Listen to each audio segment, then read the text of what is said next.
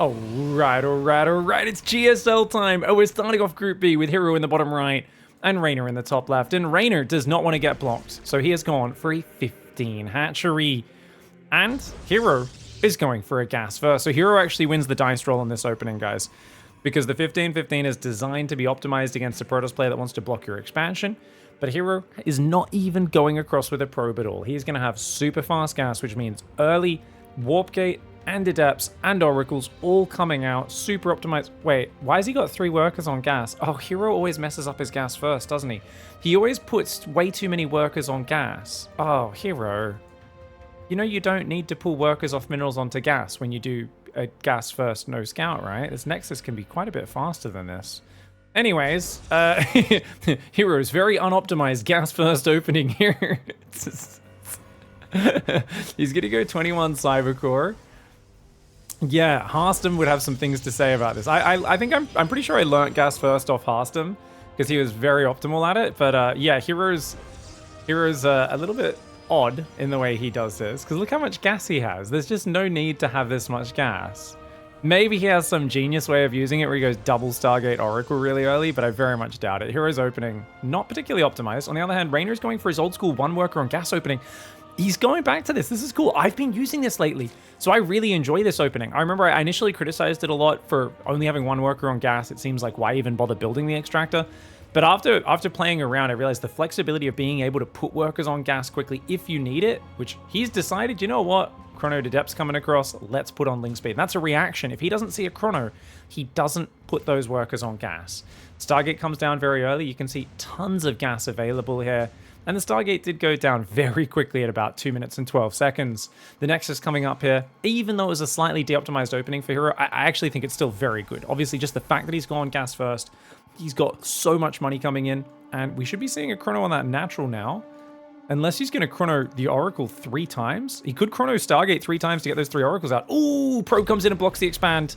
That's a good move. REYNOR only built 2 Zerglings. Very greedy, and he gets punished. Now, he quickly builds another Overlord and Ling Speed. He should be able to clear that up in the near future. I don't think he wants to take the front base, but this is a great disruption by Hero.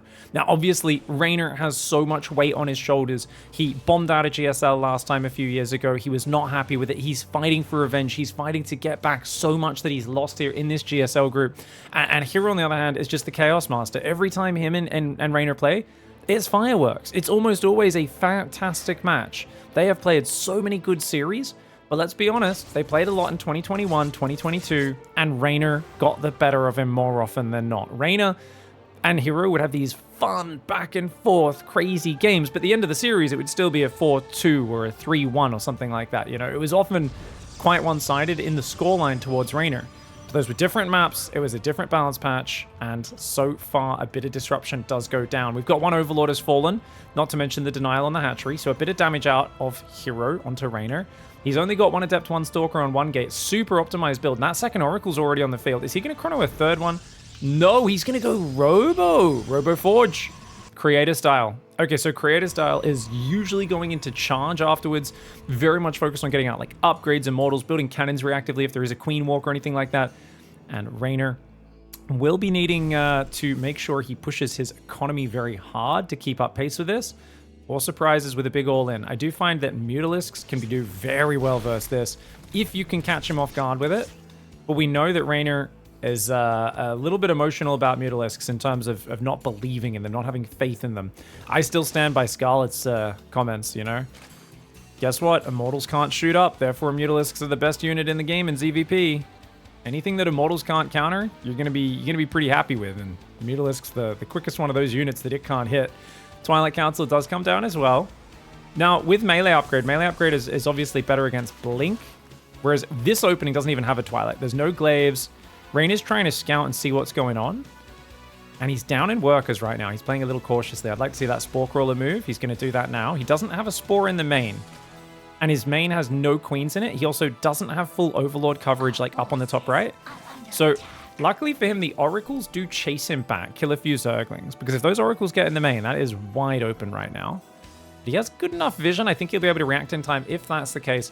Charges on the way as well as Immortals, 3 probes building at a time. Heroes had a slight worker advantage this whole time, And seeing just 2 Adepts, 1 Stalker, 1 Shield Battery. The Shield Battery is an important tell. That tells REYNOR that Hero is not actually being like super duper aggressive. It means he's actually building some safety.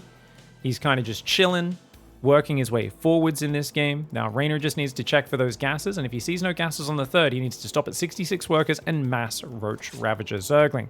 Problem right now is that REYNOR is so far behind in workers. His economy is looking kind of like, it looks like he overbuilt Lings, he took a bit of damage, his 3rd was slowed down. All of these things have added up to the point where he's just slightly behind the curve. Now, he's going to go in. This is not a good fight for REYNOR. He sees a few Adepts, a few Stalkers. These Stalker warpins are fake, guys. So basically what Hero is doing is he's warping in Stalkers to try and convince REYNOR that it's a blink play when it's clearly not. REYNOR's going Overlord speed because he's kind of confused about what's happening right now. Gases did go down. REYNOR did see one of those gases go down. Just kind of tricking him a little bit. He's still massing Zerglings right now. REYNOR has been very Zergling heavy recently.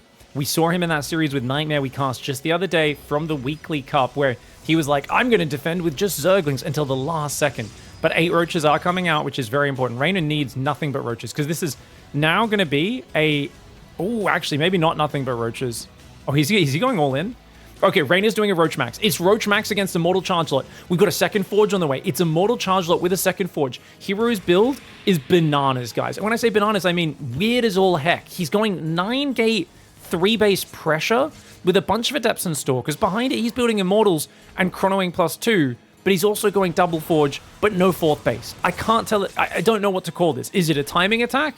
Is it committed? Is it defensive? Is it a macro build? Because it's partially an all-in, in that he's going for a big push, but it's also he's got a second Forge, which is a sign of a big macro. Right now, REYNOR is also going for a big push with the Queen Taxi there. Dude, both sides trying to fight right now. It feels like Hero has the scarier army at this moment, but REYNOR should easily be able to defend on creep with his mass Roach production. Hero committing in like a psychopath right now. There's no Roach speed. There's no Roach speed with this build. That is a problem. It does weaken his Roaches. There's only 1 Immortal in here. Roach speed is huge against this sort of stuff. Adepts coming in from behind. Zerglings do start to fight. Nice Biles coming down. He needs to pull back, does REYNOR. REYNOR cannot stand and fight with these Immortals. He's got to keep pulling back. He fights too far out front. His Queens block all of his Ravagers. He loses half of his Ravagers. A lot of his Roaches have gone down. He still doesn't have Roach speed. He's trying to build Queen Roach Zergling right now, but those Archons are just too much. I think he's going to break through. Hero is going to take him out. Wait, Zerglings get in! Mass Zergling run by. Hero's big weakness. Getting some damage, but I don't know if it's going to be able to overwhelm the Zealot Warpins. Meanwhile, the drones are being forced off the line right now. The Zealots tearing those up. Roaches and Lings coming in from behind. The Immortals are starting to take damage right now. A lot of drones are falling. Meanwhile, the Natural is being defended there by Hero. Hero's games are always an absolute poop shoot, and this is no exception. Hero, his Immortals are getting low, but the Prism is there. And REYNOR does hold, but he takes massive damage in the midst of it. Zergling dropping the main base. He does cancel that drop. He's going to need to try and get that out of there. He just took massive damage. I do think REYNOR might be able to recover economically, perhaps, but it's tough because we've got double upgrade. Armor and shields on the way.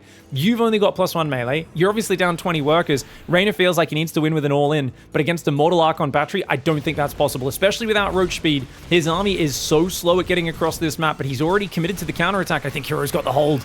Hero here with the Zealot Archon Immortal hanging on very nicely. And the Immortals out front doing what they can. Zerglings going after the probes inside the main base. The Zealots are there. Phoenix will take down that Dropalord. The Zergling's going to rotate to the Natural at the front. He's trying to kite him down. But of course, the Zergling's getting cleared. The Immortals dodging the Biles. Lings are taking out more and more probes. REYNOR's economy getting closer and closer to Heroes right now. We are in a bit of a poop shoot of a StarCraft match. Another 2 probes go down. He's going to drop a single Zergling back inside the main base as well. This Phoenix is getting its work done though, and will start to lower this. Now there's 8 more drones building, but here comes the counter attack. That's right, guys. Hero is counterattacking against the guy that just counterattacked him. He is going for a big move out. REYNOR doesn't have any map vision. He has no idea this is coming. He's been droning all the way to 60. If he stopped at 50 or 55, I think he might have been able to defend this. Maybe. But still no Roach speed. He's trying to play like pure Ravager Link Bane. I don't know if he even realizes that he doesn't have the Roach speed. Biles are coming down in the front. That's so much Immortal Archon. He doesn't have the numbers. You can't defend this without Roach speed. And with so few units in general, Hero is going to take game 1. What a crazy game. I got to go back and look at that because that was a bizarre timing Hero was going for. So Hero, did he show him the second Forge? I got to wonder, was this second Forge for show? Because it makes no, it's so odd. It's a 9-gate, 3-base timing with just 2 Immortals, a pretty damn quick +2, though it's not done for the first attack, and a second forge. So it's like he wants to do a 3-base timing, then go double upgrades, and maybe think about a 4th base in the follow-up if the game goes on. But REYNOR, I think, was just a bit too doggedly focused on his own attack here, saying, well, I'm going to do a mass Ravager-ling Queen attack. And basically his mindset was every Roach was going to turn into a Ravager. So because that was REYNOR's mindset, REYNOR thought, I don't need Roach speed because we're going to turn them all into Ravagers. And the rest is going to be Zergling Queen, right? But once he sees this army pushing him, that's where I would have liked to see things go a little bit differently. I love the Dropper-Lord, by the way. I think the Dropper-Lord was really cool. But I think the moment he sees this army, REYNOR should be popping down potentially Roach speed. I mean, it's awkward because Roach speed takes a long time. You kind of want more Ravagers against this. Yeah, he's just low on gas in general. For this stage of the game, 65 workers to only have 1, 2, 3, 4 gases, that's really rough, right? He kind of has to make mass Zergling with his economic setup, which is terrible against Archon Zealot. So if we look at this, there's a few things REYNOR needs to do very quickly. Number 1, pull back. He fought too much on the low ground. Fighting on the low ground is good to try and kite them a little bit, but he didn't kite enough. I think he stood his ground a little too much, so I would have liked his queens to be a little further back because the Roach Ravage is slightly more mobile. I want him to immediately take 2 gases and start a Roach speed if possible. And that's what I think he probably needed to do here. The fact that he still kept pushing in once he realized this army was here was a little bit wild. And here it should be like move, shoot, move, shoot, move, shoot. You know, you can see he's kind of standing his ground, which I was pretty shocked by. And I think he thought, hey, I'm gearing up for an attack, therefore I kill you. The fact that he got rid of the Oracles instantly because of Hero's F2 micro was great, but he's just way too slow to pull back. And when he pulls back, he pulls to the left. He should have been willing to pull all the way up into his 3rd much earlier. But look at all these Ravagers and Queens. Even if the Queens are... And look at these Queens blocking these Ravagers as well. So he loses a lot more units than he should. Now, he does get in because, of course, the door's wide open because it's Hero. And kills an Immortal, a bunch of probes, and gets good damage. But if he saved a few more Ravagers, was able to kite back a bit, if he saves even 5 or 10 more drones, this would be a very, very different story. So using the Zerglings for a counterattack is a very smart move. Because the Zerglings are so bad against Archon Zealot in the frontal fight. So I think he did the right thing with the Zerglings. I think they did a really good job. Because if you're forcing Hero to warp in at home, it weakens his attack. And you can get trades, hopefully, with like overwhelming numbers, right? The big problem that happens is he just didn't pull back quickly enough on the front. And he didn't adjust his economy as well. Yeah, so that's where this went wrong. This is kind of an interesting one because we're seeing more of these 3-base timings come back into the meta. And there's real elements of details on both sides where a lot of the Protoss players are catching the Zergs, trying to be a little bit too greedy. In this case, REYNOR himself was trying to be aggressive, but it still worked out really well. And I do think these extra Roaches, Ravagers don't really do much for him when he does this counter push, right? Because what does he really kill here? Well, he does get in again, doesn't he? His Ling drop actually kills a lot of stuff. So you could argue this push is worth it because the drop does so much, but I don't think all this rallying Roachling really helps. So he could have droned up here slightly faster as well. Anyway, hindsight's 2020. This is like a really oddball game where you're both running into each other and both your armies crash into each other in the middle of the map. But really well played by Hero. Ends up taking it out, gets game 1. All right, Hero in the top right side of the map. A great game 1 victory with a vicious Immortal Zealot Archon timing. We're going into Ghost River, and he is going to go for the block this time. And guess what? REYNOR's going for a 16 hatchery. He doesn't want to go 15 hatchery, 15 pool, and get his 3rd blocked again. Like in that last game. He wants to try and go, okay, well, no worries. If I'm blocked, I'll go out and take the 3rd straight away. I'm okay with that. Because getting your 3rd blocked on Oceanborn and Ghost River is nasty. But on this map, it's much easier to re-secure that if you've taken your 3rd straight away. Now, wait, why is he coming back with his... Oh, he's going pool first. He came back a little quickly with the drone, I would say. It'll work out most likely. We'll see how we go. But the probe is going to get back there in time to block it. Oh, wait, what's he doing? Oh, REYNOR, what are we doing? Oh, REYNOR. REYNOR, you naughty little boy. Oh, he's going for a proxy hatch. But why would you proxy hatch without gas? You need gas to make a proxy hatchery work, don't you? Or is he just going to hatch block? Oh, he's going to hatch block. Oh, but the probe's there. The probe is there. Hero anticipates it. REYNOR's not... Oh, his strat's not working. Okay, REYNOR need... Oh, he didn't... Did he send an extra drone? He needs to build a hatchery at home. Build a hatchery at home before it gets blocked. Okay, he gets the hatchery at home straight away. Otherwise, he would be screwed. Nexus about to go down. Drone comes back in for the block. Cybercore does go down, so he's delayed that a lot. This wall-off is jank, man. That is a janky wall-off from Hero, isn't it? But that's Hero's wall-offs in general. Drone not able to block that the second time around. 6 lings are on the way. This is not a good position to be building 6 lings because he's already got the Cybercore on the way. I think Hero's looking really good at this start. And you know, this is obviously the worst case start of the group for REYNOR. It's terrible. Do you know why it's terrible? It's because he's playing Hero first. SOO and GUMIHO are waiting on the other side. Both players, I think REYNOR has a pretty big favorite verse, but Hero is overall the favorite to get it out of this group. And he has a very scary first match. And right now, when he saw Cybercore first, I think he might have already committed to the lings at that point. But he's not going to get too much done here, I don't think. I mean, he can kill a pylon and run away. But once the Adept's out, you need to already be gone. If you're not already out of here by the time the Adept pops, it's going to kill all 6 Zerglings. It's not worth going in here. You have to run away and spread these out. I think he left it too late. I think that Adept will be able to catch them. It's all about whether it can find them. Can it find them? Yes, it can. And he's going to lose quite a few of these Zerglings. He does try to surround the shade there, threatens that at least. You'll be able to get out for now. Drone is still rotating in the main. It does see the Stargate, which is actually really good for REYNOR. That's fantastic. And, you know, he could maybe run that drone away. I'm not quite sure. 2 Adepts are out on the map. Looks like the Adepts are chasing the Zerglings. REYNOR's going to go for a 3rd hatchery nice and quickly here. Pretty good choice for him, but his lava count is very high and his minerals are very low. That's the one problem. He just didn't want to get delayed on that, but this is what I was talking about with your Zerglings all get cleaned up. If you don't get out of there quickly enough, it's actually quite bad. And I always feel like killing a pylon's nice, but he was going to be walled in anyway with that pylon. So killing it, it's like he has to kill it himself anyway. All you needed to do was wait for the pylon to finish and then pull back. I actually think I could be wrong on this, of course. 100% I can always be wrong. It's StarCraft, it's a complicated game. But I really love to hear any expert Zerg players' thoughts on that. I believe he should have just let the pylon finish and then just pulled away with the lings, and then he'd have 6 more lings on defense right now, which is way superior. That being said, he did delay the Adept pressure from coming across the map. Heroes 3 Adepts, going to try to get damage. There's 6 lings out, 4 more on the way. Now, obviously, 6 lings is not enough on their own for this, but with the 3 queens tracking it well, REYNOR definitely could recover in this game. But look at that. Hero really pushing his economy, which is what he's got to do now. Light pressure. Don't throw your units away. Just force REYNOR to be kind of panicky here and build lots of Zerglings. And then, bam, what do you do behind it? Just drop a 3rd Nexus. Oracle comes in behind it. You've got REYNOR pinned on the defense.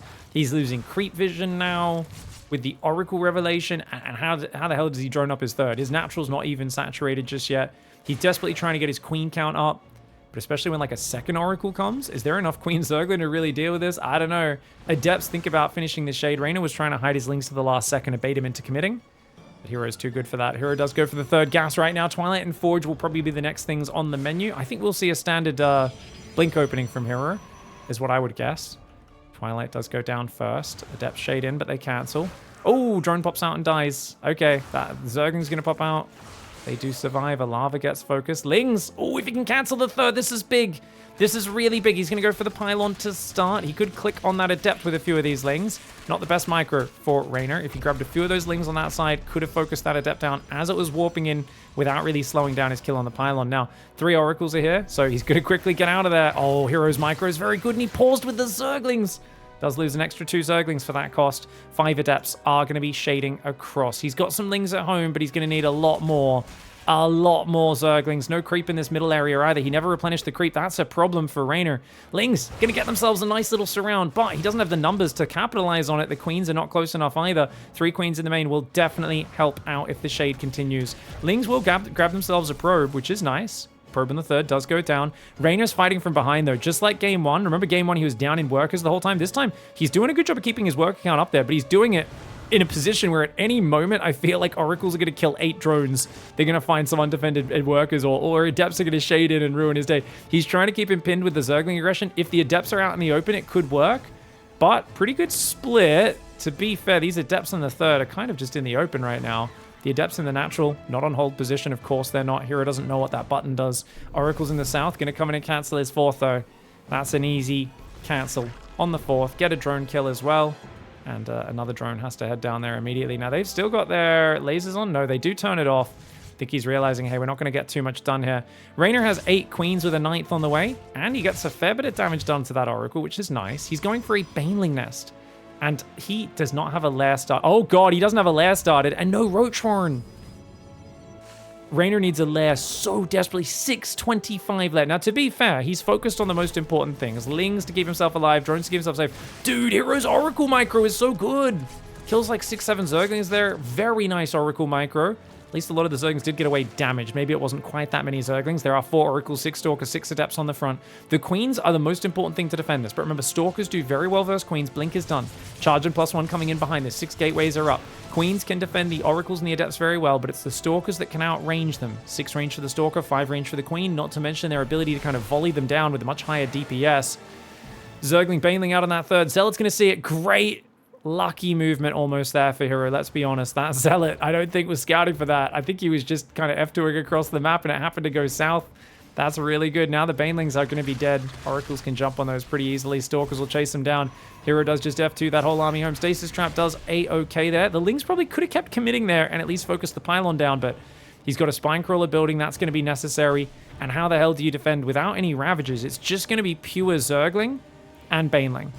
Zergling's coming in. He's going to focus the gateway down. Does get rid of the gateway, which is something. It slows down those warp-ins at least. Lings on the third. Oh, the battery's going to go down. Battery does go down. Hero did not leave any units on the defense. Greedy Hero. He knew there was Ling Bane down here, but he just didn't prepare for it. Does it matter, though? Hero is just a man who goes for the throat when he senses weakness, and right now that is exactly what he's doing. Stasis Traps are scary. One of them gets frozen. Ling's trying to get in on top. The Queen's doing a good job of holding the front line. The Spine comes in as well. The Oracle damage is crazy on that right side. There might only be 1 or 2 Oracles that have turned on their lasers, though. Good pullback on the Zerglings. 3 probes do go down on the other side. That third base right now is not mining. They've all ran to the natural. Hero says, that's fine. I don't care, man. Transfuses. Oh, the Spine Crawler gets transfused a few times, but it can't quite survive. That's a lot of Stalkers, and they've got this lovely area where if you don't have a Concaver like Ravages or Hydras or something, Ling Bane struggles to engage because of this ramp, this high ground, low ground area, not to mention the spread of Zealots on the low ground to back him up against this run. The random shield battery building on the front as well.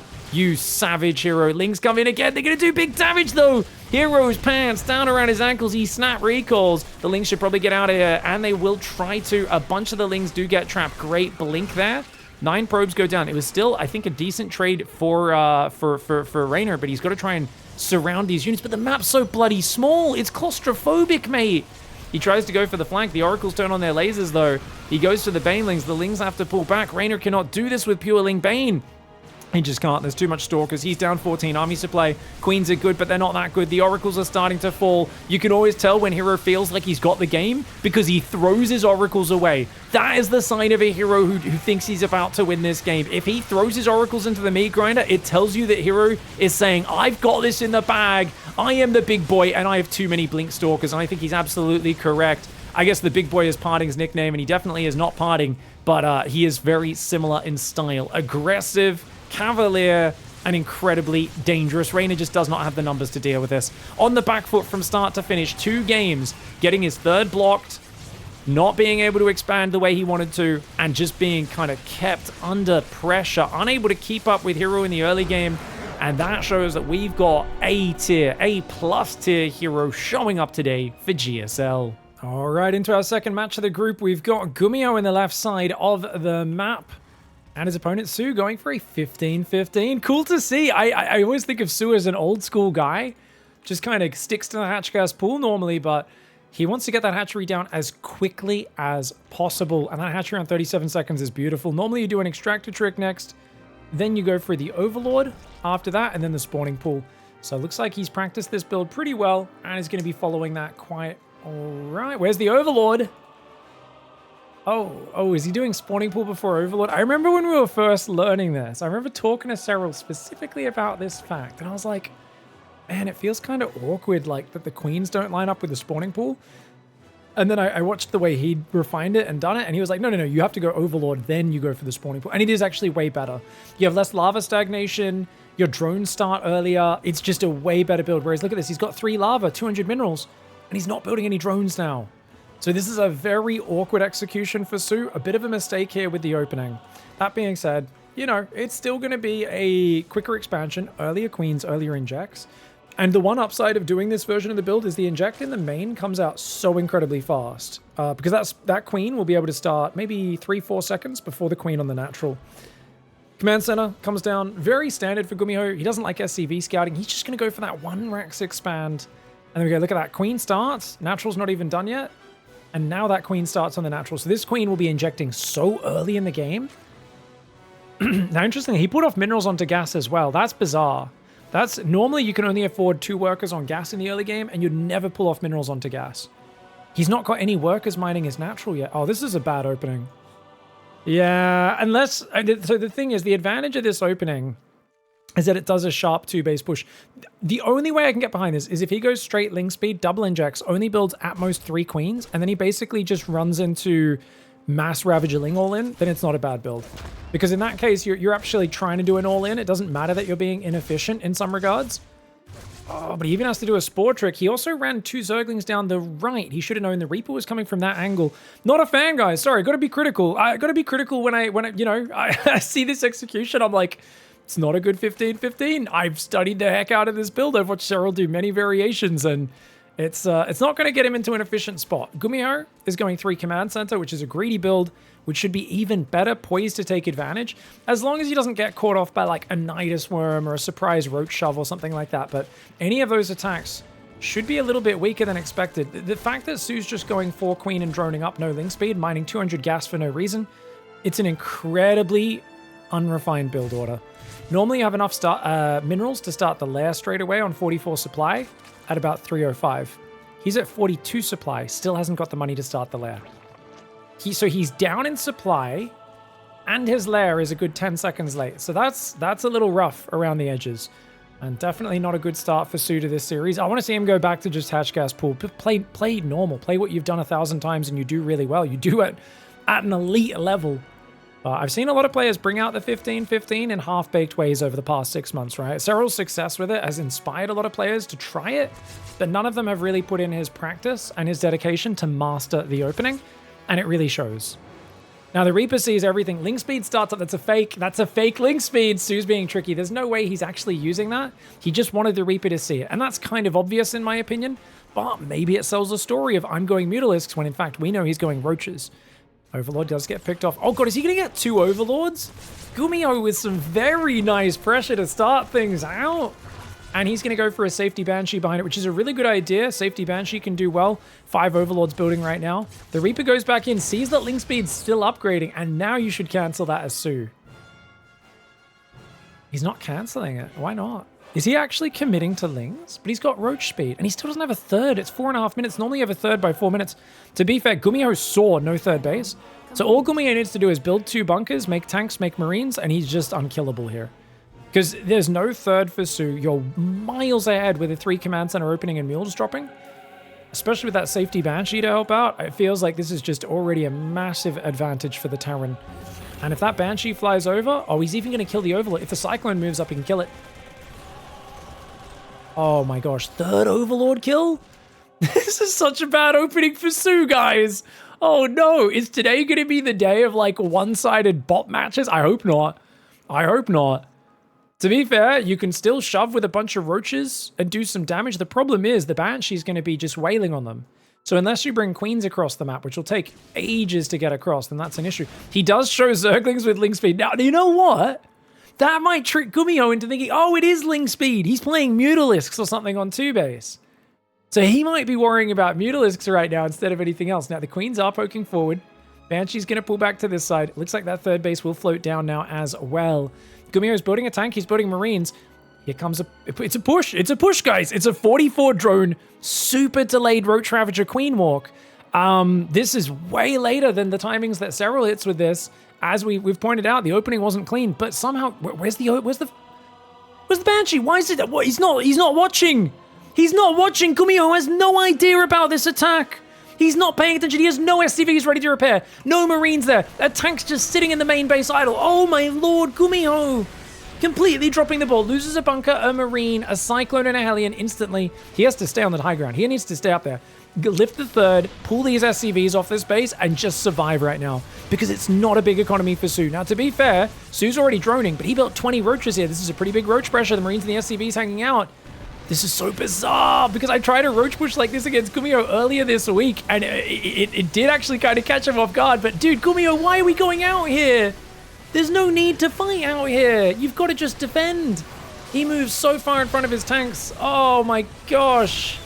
We got to be a little critical of GUMIHO in this one. I really think he should have kept that Banshee watching.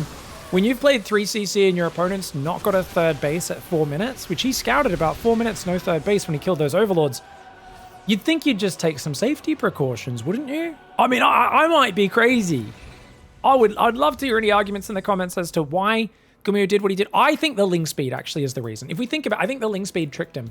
I think he's like, oh, is it? I really think he thought it was Banshee, Mutalisks, and it's like a switch flicked in his head, and he basically said, you know what? Ground attacks aren't scary. I got to worry about Mutalisks. I got to worry about other things.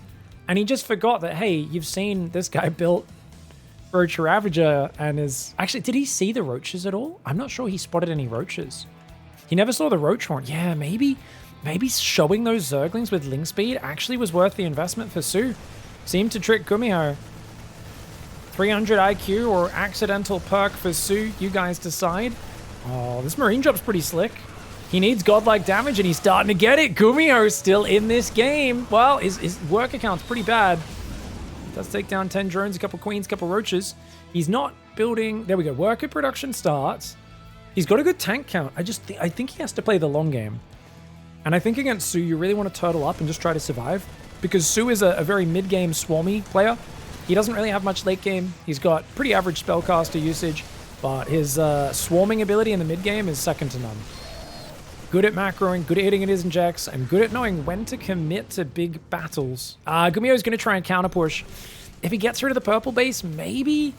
He's down 15 army supply, though. How the hell do you do it this deep on creep? The Ravagers are there. There's more roaches coming down. SOO's already going to spread piles across the front line. Takes out 2 Marines to start. And those Marines and tanks going to try and fight through here. It is 1-1 against 0-0 upgrades. Biles are landing across a few of those Marines, though. One of the tanks does siege. The other ones are just marching forwards. The Biles are going to start to come down. That one siege tank does take some Biles to the face. The Roach Ravager starting to thin out. He's got to get rid of the tanks. Otherwise, this could actually spiral, but GUMIHO's reinforced is rather weak. He has to pick up his tanks and pull back. Units lost tab is dead even, and that is fantastic for the player with the 30 worker advantage. GUMIHO is looking like he's pretty much out of steam. He tried to go for kind of the desperate counterattack. I almost wish he pulled SCVs with that. I feel like he was so all in, he should have pulled SCVs. On the other hand, you pull SCVs, SOO's just going to give up the base and pull back, right? He'll just use Corrosive Bile, he'll kite backwards, shooting and moving, moving and shooting, and the SCVs won't really do much, so... Yeah, tanks are going to go down. SOO with a pretty nice, nice decisive game. His opening sucked. I'll put that. I'll stamp that down. You guys can criticize me for that. Too harsh on the player's peg. No, I don't like it. I really hope he just does a normal hatch gas pool because I think he's really good at hatch gas pool. Like early legacy, mid legacy, he was a god at just swarming people. So that's very good. The other thing that SOO's known for is cheesing. He does do a lot of cheese, ZVZ especially, but ZVT, there was a period when one base Ravager was big in like 2017. He did it every game for 2 weeks. It was crazy. I remember watching a best of 5 where 4 games he did one base Ravager.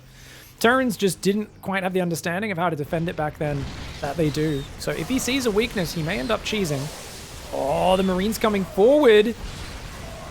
It's just not enough. Even though the tanks are getting killer shots, SOO's just got such a big advantage. He knows if he trades right now, he's not going to give GUMIHO any window to get back in this game. That's the decisiveness of SOO.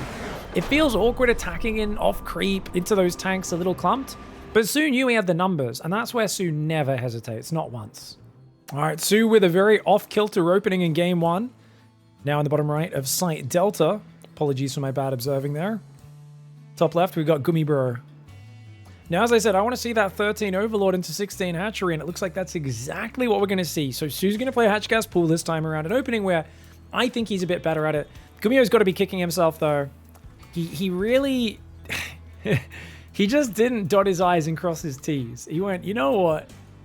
You've gone Ling speed. You're actually just going to drone a third really suddenly behind a pack of Mutalisks or something like that. And he just stopped fearing the old Roach Queen walk, but got him. To be fair, I think he could have given up mining on his natural for a little bit and slowed down, waited for a few of those upgrades like combat shields to finish before stimming and jumping on top. I think engaging so far in front of his tank was a bit of a bad mistake by GUMIHO and it cost him. SOO, on the other hand, he is looking for proxy barracks right now. Look at this Overlord. Look at that. Where's this one going? So this one's going to go... So he's kind of like... Technically, there's a hole here where Proxy Barracks would have surprised him. You can't scout everywhere. And I like it in general as a Zerg. You want to try and randomize the Overlord paths to try to say, look, 2 out of 3 proxy locations are scouted this game. If he gets the third, 1 in 3 chance that we don't scout it, we have to react really quickly on the fly, that's fine. This Overlord is out front though, so he'd likely see SCVs coming in if that was the case.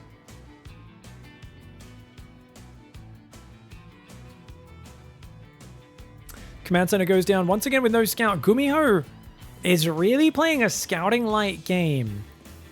He's getting away with it so far as SOO is just macroing. But this is something where I always wonder if there's a way you can take advantage of it. You know, I said SOO's a bit of a cheesy player if he sees an opportunity. He's hung around in different metas where builds got figured out and he really spammed those all-ins over and over again. The amount of one baseling Bane he's done. But I always wonder, like, if a Terran just never scouts, like Beyond used to do this. I remember telling, like a few of the pros, like, guys, you know you can one base Ravager Beyond. And they're like, what are you talking about? I'm like, he never scouts before Reaper. That was on a smaller map pool. And I was like, look, any of the small maps, you go one base Ravager. His Reaper will get here, see your Ravagers like halfway across the map, and he's gonna die to your first Ravagers. Like you will just kill him. And I remember someone actually did it, and he defended it, I think. And I was like, damn it. I was like, I can't remember if it was Cyril or someone else. It was like a really good Zerg player did it in a tournament. I was like, damn. And it wasn't bad. I think it still transitioned, did a lot of damage. But it was kind of one of those funny moments where I was like, I think you can kill him. But that's kind of the thing is, even when a player's a bit open to potentially getting all in, you still need to execute perfectly. And then if they execute really, really well, occasionally they can defend. It's not a high percentage, but occasionally. Anyway, that's besides the point. This is a 3 command center build for GUMIHO. It's a quick third hatchery, a ling speed for SOO, solid openings all around. And look at that, guys. Injecting when he only has 2 energy on the queen. Creep tumors going down the second he has energy. This is what SOO's known for. Precise early game. Practice to perfection. Some would argue he's a little weak to timing attacks. He can be a little bit greedy, though. If he gets past that little greed window, suddenly he's just got 1 billion units and he swarms you in the mid game, but there is usually a little bit of greed to get there.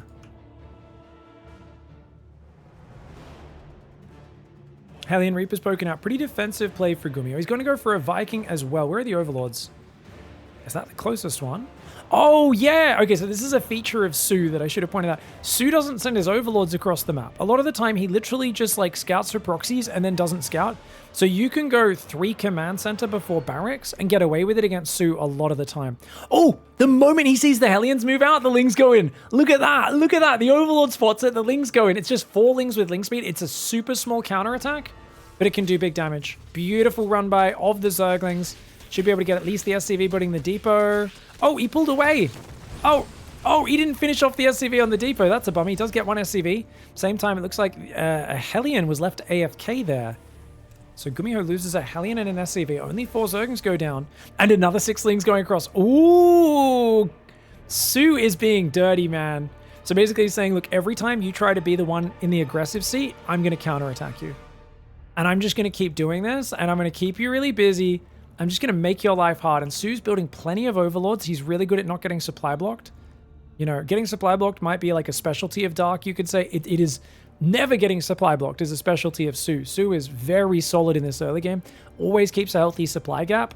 You could argue he kind of errs on the side of almost being too safe with that, and he could be slightly more efficient. But this gives him more room for error, and it allows him to just always be solid in that production. Hellion's going to drive in. Oh, God. Dude, no Evo chamber. Oh, SOO should have dropped an Evo chamber to try to block that. But the drones do get a little bit of a surround. So many workers going down. But at the same time, Lings do run in on the other side of the map. 1 SCV goes down. He needs more damage than that. The Hellions are going to take out quite a few of these units. Oh, that Hellion's going to be going down. Is it, though? Oh, is it, though? Very nice micro. Cleans up all of that. At the same time, the Banshee helps defend. 4 SCVs go down on GUMIHO's side. He kills 14 drones. You might think massive advantage for GUMIHO. But if we check the units lost tab, that's a wash. And I might even say that favors SOO. And this might sound a bit controversial, but look at the workers.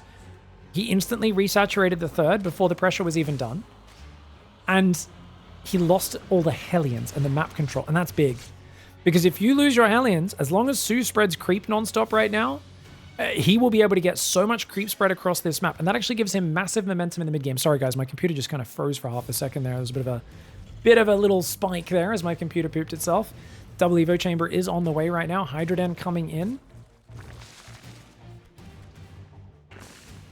Okay, 64 drones for SOO, 54 SCVs for GUMIHO. It seems pretty even. It seems pretty even. It's the creep spread that I think might give an advantage to SOO here. We'll see how the numbers wrap up. I really feel like definitely some timing attacks can catch SOO, but you need to hit really sharp timings. There's a second tank coming out. First two medevacs about to start. He needs to start the second medevac. There is a potential for a 2-tank pressure, but the problem is that usually means you need to get in range of a hatchery really quickly, and look at the creep spread. This is that creep spread we were talking about. This is why sacrificing your Hellions needs to get massive damage to be worth it.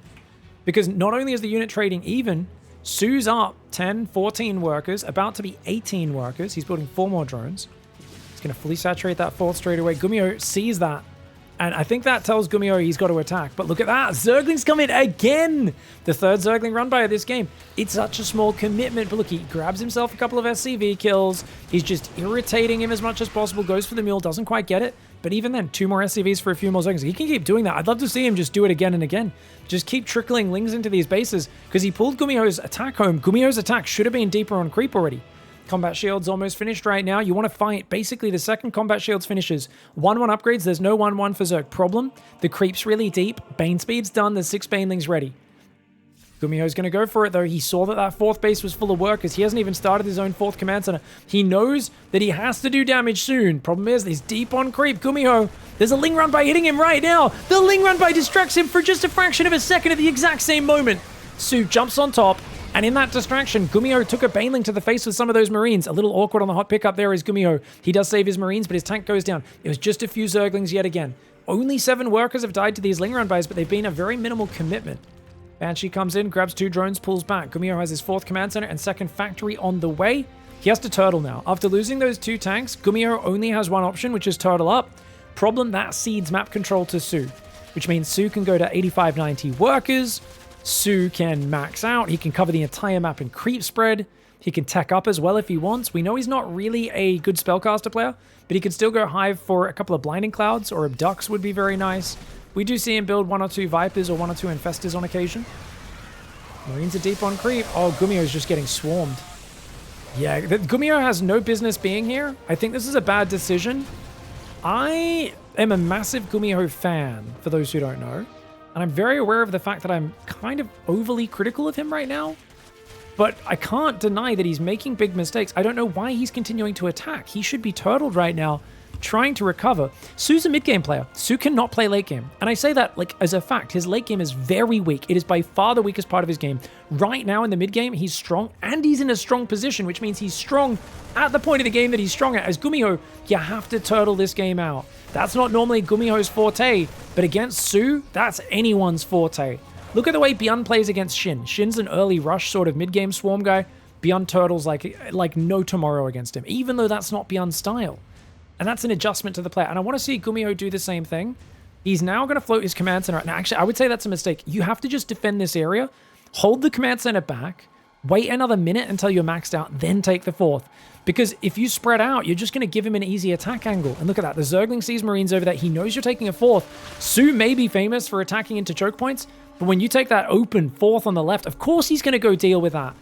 Scan sees the Hydras. The Hydraling Bane will push back these Marines. But you can see SOO wanted to move in that direction. He just doesn't want to give away his movement.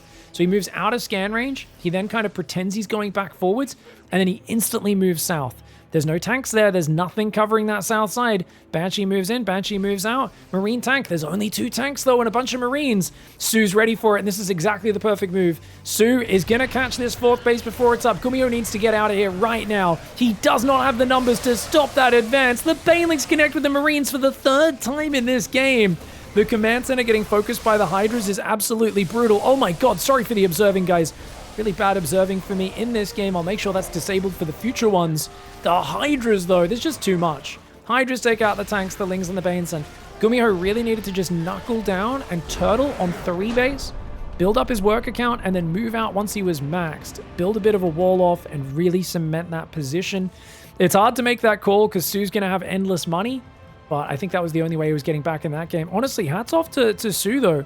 Solid macro play, good swarm in the mid game, and I think his early game opening was way better in game 2 compared to game 1, so it feels like he's warming up and just drives right through GUMIHO.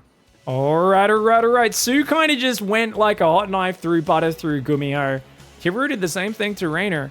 What the heck is going to go on now? I have no idea. Now, Hero's going to go for the block. He's in the bottom right side. This is the winner's match. Winner of this match just goes straight out. Hero, I would say, is massively favored, especially here on Golden Aura. A big macro map, very easy to defend mid-game all-ins. Now, that being said, Hero has a small problem. When playing against very aggressive Zergs, Hero has a tendency to charge into them as they're trying to all-in him and get his army killed. So if Hero can do kind of the like sharp harassment defensive macro behind it that he sometimes swaps into, I think that's perfect against SOO, you know? Maybe you can hit him with like a really sharp mid-game timing attack, but if you do, it's kind of like an all-in. If you don't manage to cripple SOO with those attacks, usually he's just way too far ahead. We'll see how we go. Now, Nexus goes down, Cybercore behind it. Which he has to go. Does he recess this by one? No, he goes straight there, right? Oh, he even puts it forward a space. Yes, this is a very awkward choke point. Super duper awkward. What's nice about it is it's on the same side as the third base, though. So your units can kind of filter between defending your natural, defending your third, and kind of hang out in this area. Whereas if you're down here defending the third and then the opening's on this side, it's a bit harder to get to, right? The Zerg swarm coming in from over here can catch you out. So that's always nice to... Hero, like, yeah, he has weird diagonal openings, but it doesn't really matter because he's not going to put a unit in the wall 90% of the time anyway.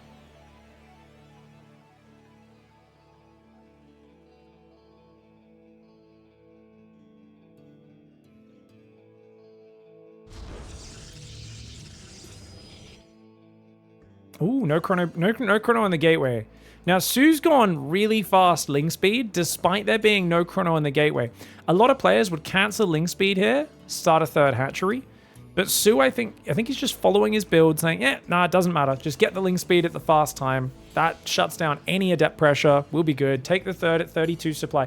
This is the most stock standard opening we've been doing for years. I always tell people, like, hey, hatch gas pool, 16 hatch, 18 gas, 17 pool.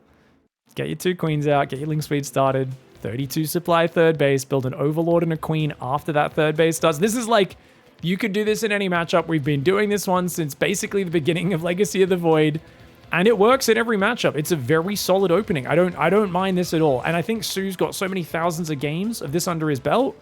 I actually like him doing something that he's incredibly familiar with. Even though SOO's been very active over the last year or so since he's back from the military, I still think he's like, he definitely like plays with a lot of the older builds and styles still, just mixed in and just what he's comfortable with, and that's totally fine. Now, Adepts are there. Oracle is building after the Void Ray. He's going to go across the map, so this is a good idea. So Hero's going to try and hunt Overlords like these guys that are out front. And then he'll come back to kill this Overlord on the pillar. Because you know that Overlord's not going to escape. That's super exposed. This is actually really nice. Now, SOO's got 12 Zerglings coming out, but with 2 Adepts, as long as Hero puts them in between the pylon, this top one can get surrounded. Oh, God. Void Ray does catch an Overlord on the other side of the map. That Overlord does go down. The Adepts do shuffle back. Oh, but he gets them surrounded. Oh, after watching stats, you guys know I've been very vocal about Protoss players leaving these Adepts in the open being a big mistake. Luckily, Hero's micro is so good, he only loses 1 Adept. He wriggles the other one back. And the Void Ray says, cool, got an Overlord, let's come back, get the other. You know what, guys? SOO hasn't even moved his other Overlords yet. That one finally moves, as does this one, back to safety. They will get out of it. If the Void Ray decided to go looking around, he would have found at least 1 more Overlord. Fortune Twilight comes down, 3rd and 4th gas as well. Hero hanging out in the open right now, not guarding his wall because, hey, walk into my base so I can trap you, please. Seems to be his favorite move in StarCraft. Now, I'm pretty sure SOO's the kind of guy who would love to play Hydra Bane, and that quick lair, yeah, that absolutely he would love to play Hydraling Bane. He'd like to go back to 2018 when Rogue was dominating with that, the start of, you know, late 2017, early 2018, and Hydraling Bane was all the rage at that time. Lings do come in, they go after the pylon. Void Ray Adept will deal with that pretty easily. And these Adepts on the front and Oracle's clearing all that creep up. Now, 12 Zerglings are building. He's going to start an Evo Chamber and a bunch of gases. Roach Warren does go down for safety. So he could play Ravager Linkbane from here. He doesn't have to play Hydras. Adept Cancel is good. Adepts coming in with those Oracles, picking off these Creep Tumors. Nicely done. And he's going to keep just threatening. Hero's worker count in his third looking pretty good. You can see he's only down a couple of drones right now. Shades keep getting cancelled, and Su's kind of being put in the corner a little bit. I think if you're Su, unless you're planning an all-in, you desperately need to get a 4th base up. Otherwise, how are you going to maintain economic pace with a Protoss? Because Hero's third's almost saturated. He's going Robo Bay. He's already thinking about, you know, getting his gateway count up. He'll probably going for a 4th base in the near future. And while Su is getting up to about 70 workers, that's more than he needs on 3 base. And he's got a 4th now on that left side. Ah, he's going to expand on the left. I thought he'd expand on the right, but that does work out. Ling's going to come in as well. Stalker's in the open. Hero does not have blink yet. Oracles have to turn on their lasers. And one Stalker does fall, but well worth it for a few Zerglings. Adepts come in, though. Bit of focus fire on these Adepts would be fantastic. He does start focusing these drones down as best he can. 5 workers will fall, make it 6. And does he get a 7th? No, not quite. 6 drones for 4 Adepts. That's an okay trade for Su, who was already over-droned. He's going to go quick Infestation Pit. Question, is it Swarm Host Nidus? Or is that for a quick Hive and Lurkers? It's one or the other. It's +1 range. It's a very Roach-focused game for Su, despite the Roach Horn being very late. The question is, what is that Infestation Pit for? And remember, Infestation Pit's behind the natural. It's not being scouted by Hero. Oh, yes, it has. The gas drone keeps seeing it. Oh, I don't know if he's clicked on that or not. Double Robo Colossus coming in. So he did actually get a second Robo. Oh, hello. 3-base Colossus blink timing is very powerful at dealing with both of these strategies, personally. 9 Swarmos are on the way. Now, you need a Nidus Worm. You cannot play on this big map with such limited creep spread, especially without a Nidus Worm. Just Roach Swarm Host would be an appallingly bad style because you just look at how much ground you have to cover. So I'm looking at it right now going, where is that Nidus Worm, guys? 9 Swarm Hosts coming out. 7 more drones building? Wow. Normally when you play Swarm Host, you sit on a bit of a lower worker count. It looks like Su wants to tech to Hive behind this. Am I crazy? Or is he just not building a Nidus Worm and he's just chilling? Defensive Swarm Host is very bad. Swarm Hosts are a tempo unit that need to be trading aggressively to get value because there is a massive cooldown on their Locusts. Sitting at home with Swarm Hosts, not something I would recommend. I'm gonna be honest, I haven't been that impressed by Su's strategies today, guys. It's an understatement. You can hear I'm trying to be nice. Walking these Swarm Hosts across, even if he cancels the 4th, how's he going to get in range of any of the actual tech or production or economy back there? I don't see this working out. Stalkers blink into the Ravagers, the Mad Dog. And Hero now, he's got to just kind of kite this down. He's going to try and... Oh, Warp Prison Micro could be good. And look at that. The Colossus just rinsed that first Locust Wave. Attacking the front like this with his creep spread being delayed as much as it was makes no sense. I think Su planned to have his creep much further out, but the Oracle Adept delayed it. And he didn't play flexibly. He should have gone for a Nidus Worm. A lot of Roach Ravager Zergling here. Not that many Roaches. Colossus, Rex, Zerglings, and Locusts. Ravagers trying to use Biles to slow him down. Hero might be able to just kill him. Lings go across the cannon and the battery, easily defending this. This is looking like a massive victory for Hero. The Stalkers blink back. But just keeping the Locusts on the defense is all he needs to do. He doesn't need to win here. He just needs to basically keep these Locusts at home. Lings are coming back now. More Stalkers warping in at home. It is a mass blink all in. One could say that Hero is a little overcommitted, especially if these Locusts can flank his army. Biles coming across the front line. The Colossus trying to pull back right now. There is a Prism there to always save those Colossus if they get in trouble. It's 4 Colossus. They're so good against these Locusts. He does save the Colossus at the last second. The Stalkers are still in the front line. There's only 13 Roaches, 12 Swarm Hosts right now. Su is in trouble. That 4th base is in the open. And this is a brilliant push for Hero. Just a really clean push. And Hero is just looking at another level. And the other guys in this group have all looked a little sloppy today so far. Honestly, this looks easy for Hero. He's playing like a top-tier player, like a guy who just came from the GSL finals last season against Maru, where he played a very close series with Maru. And he is looking like he wants to do it a 2nd season in a row. He is all over this game. The Roach Ravager just is not trading effectively. It's 2-to-1 efficiency. The Swarmos, you can just back away from those Locusts. You don't even need to fight here as Hero. The supply is still very close, but that's a Roach Swarmos supply, which is massively inflated, and those Colossus just will not go down. The Locusts are gone. The Biles do try to fall. They land on the Colossus a little bit, but there's nothing left there, dude. Su just did not have the correct setup, and Hero rolls over him. All right, Hero looked fantastic in game 1. Game 2, he's once again going to block the expansion and forces SOO to take the third. Now, to be fair, I did not like that build from SOO at all. Hero, it looked like he just smooth, great opening pressure. I think clearing the creep ruined SOO's plan. I think if the creep wasn't cleared, that could have looked okay. The problem was, though, I don't know if... Did SOO scout at all to check what Hero was doing? Because I would only do that plan that he did if I knew it was charge. I've always said Swarm Host Roach play is like a great counter for charge. REYNOR's shown us that many times over the years against Showtime. Talking to Protoss players, they've always said, oh my god. Guys, did Hero just completely deny a mineral patch for like 12 seconds against 2 drones? SOO just got out microed hardcore there. Wow. He's lost a fair bit of mining.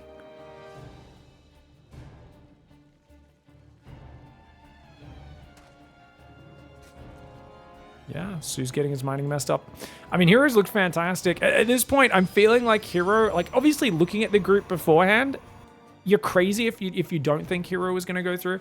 No, it's Hero. There's always a chance Hero plays like a crazy person, lets 47 Zergling run-bys into his base and loses. I mean, we're all thinking of that game last year where he lost to Solar, right? Probably the saddest game I've ever seen from Hero in GSL, where he let 7 Zergling run-bys in a row, and then he was still winning the game. And he finally re-walled with an Adept. His next Zerglings got blocked, and then he went back to looking at the front and immediately F2'd his Adept out of the wall. He didn't even F2 it, actually. What was even worse is he didn't F2 it. He literally moved it from his natural to defend his third he was trying to get up and left nothing in his natural wall. And Solar ran another 20 lings in and killed all of his probes. And I was like, if you literally managed to stop the ling run-bys at 7 ling run-bys rather than 8, you would have won this game. But Hero's like, no, no, no. Leaving a unit in the wall is an illegal... I'm like, just build a pylon. If you're just gonna... You're gonna leave it on... Just pylon wall yourself in, please. Like, that was actually such an upsetting season because I really thought Hero was going to do well that season. I don't know if he was sick that day or what, but it was ridiculous. It was one of the dumbest Hero losses I've ever seen. Now, that only happens 1 in every 10 series at best. Oh, it's a Baneling all-in! It's a Baneling all-in! Guys, he sees the gas mining. He knows it's an all-in. He just saw you mining gas, SOO. SOO is not hiding this very well. No, this is an easy scout, guys. He sees Zerglings. Like, the Zerglings are trying so hard to stop him scouting that Baneling nest, and they might stop him. To be fair, Hero is famous for not paying attention to his scouting. What's the bet he doesn't react? He's not building a battery, no backup pylon, no extra gateway in the wall. Oh my god, he doesn't realize. Dude, you just saw him mining gas. He's not meant to be back on gas until 4 minutes. I'm on Hero's vision right. He's just taking a third. 0 safety precautions. The number of times I've seen Hero scout and all in this matchup and just ignore his scouting is crazy. And he's doing it again. Why would you fly your Oracle across? He sees Zerglings flooding out. How many more tells can you have? Why are you killing drones? You need to save that energy to defend. Hero making his life as hard as possible, as he loves to do. He is going to shade some adepts back. Build gateways. You need to wall off. Cancel the Nexus, my bro. Oh my gosh. Hero making things as hard as possible, guys. As hard as possible for himself. The Oracle does need to turn on its laser beam. He does now. He should save energy on the other Oracle for when the first one runs out. He's got to re-wall. He's got to re-wall. If he can re-wall, that will be huge. Adepts, probes, and Oracles fighting together. Oracles just do too much damage. Oracles do too much damage. The probes aren't really dying. Only 9 probes going down. The main base is still mining this whole time. He should definitely re-wall now. He's going to, but he's got a third base up. He's up 9 workers. Even without reacting at all, he basically manages to hold on. He makes his life as difficult as he possibly can, just for our entertainment. Doesn't leave an adept in the wall there either. Does try to wall off with a probe, but it's not enough. 1 ling in the natural there. More lings coming in. Just get into the choke point, mate. The adepts there are going to be solid, and it looks like the probes will defend in the natural. Adepts. Oh, that adept's going to get broken, which means the lings do get in, but another Oracle turns on its laser. These lings get into the main base. Will they get any kills? There's a battery up there. Can't get any damage done in the main. The adepts are once again out of the wall off. And this just shows that Hero is on another level. 2 Banelings are morphing. It's held, guys. It's held. He's got 4 Oracles. 3 of them can turn their lasers on right now. There's multiple gateways up with Warp Gate. There's still no battery on the natural, which is making his life kind of difficult. He needs to turn one of these Oracles on right now. Just one. Yeah, just 1 Oracle at a time is the trick, guys. If you turn them all on, the lings run away, and then they come back when you're out of energy, because it costs 25 energy to activate an Oracle, and then it drains energy while that laser beam's on, which is why if the Oracle could always attack without using energy, it would be a super OP unit, but as it is, looks like he's left his wall unmanned again, making it vaguely exciting. Hero refuses to pay attention to the scouting and does make the game a little exciting, but at the end of the day, a win is a win. I want to show you guys the scouting. So when your opponent goes for this sort of hatch gas pool into third hatchery build, they shouldn't be mining gas at all. After link speed starts, they should only mine 100 gas, and then they should basically fully pull off. Now, he pulls off here, but that's 3 minutes. The Adept Shade literally saw him pull off gas, which is in of itself a massive tell. You also can click on the gas, and a gas geyser starts with 2250 gas, which means it should be at 2150. Why have you mined an extra 150 gas, you might ask? Well, it's to make a Bailey nest and a ton of Banelings. So just clicking on the gas is the main scouting that you want to do as a Protoss player with your early Adept Shade to scout this sort of all-in. You guys know about that scouting. You're going to be much safer against these sort of builds that pretend to be a 3-base build, but are actually a big Ling Bane all-in. Very well played by Hero, though, even though he didn't really react to the scouting. Just great clutch kind of Oracle defense, good chronos on the Oracles. He survives and honestly clean sweeps this group without even breaking a sweat. Hero didn't need to show anything here other than his basic play, and he crushed it. Hero is a beast. All right, 2 players who had a very uninspiring first series of the day. GUMIHO in the top left side of the map got rinsed by SOO. REYNOR got rinsed by Hero. It's time for vindication. It's the losers match. The loser of this is out. The winner goes to the deciding match up against SOO. As we know, SOO just lost to Hero, so that's going to be an interesting one. Overlord popping out looks like a pretty standard 16 hatchery opening for REYNOR, and he's going to go on down there. Interesting, he doesn't double these workers up on these. I think he'll just use these new drones popping out to do that, which is fair enough. Hatchery going to go down here. And we should see him fix these drones momentarily. Now, up on the other side, it's a barracks gas opening for GUMIHO. Yeah, it is. Yep, barracks gas. Very standard stuff. I do wonder if GUMIHO ever SCV scouts in this matchup. I feel like he almost never does. And he usually builds a few extra Marines after the Reaper or something like that to accommodate for it. But we'll keep our eyes on it and see, because I feel like GUMIHO is very unafraid of early Zerg all-ins. And I always wonder when a Terran like never SCV scouts, can you mix in a 1-base Ravager? Can you mix in a 1-base Ling Bane all-in or something like that to catch him off guard?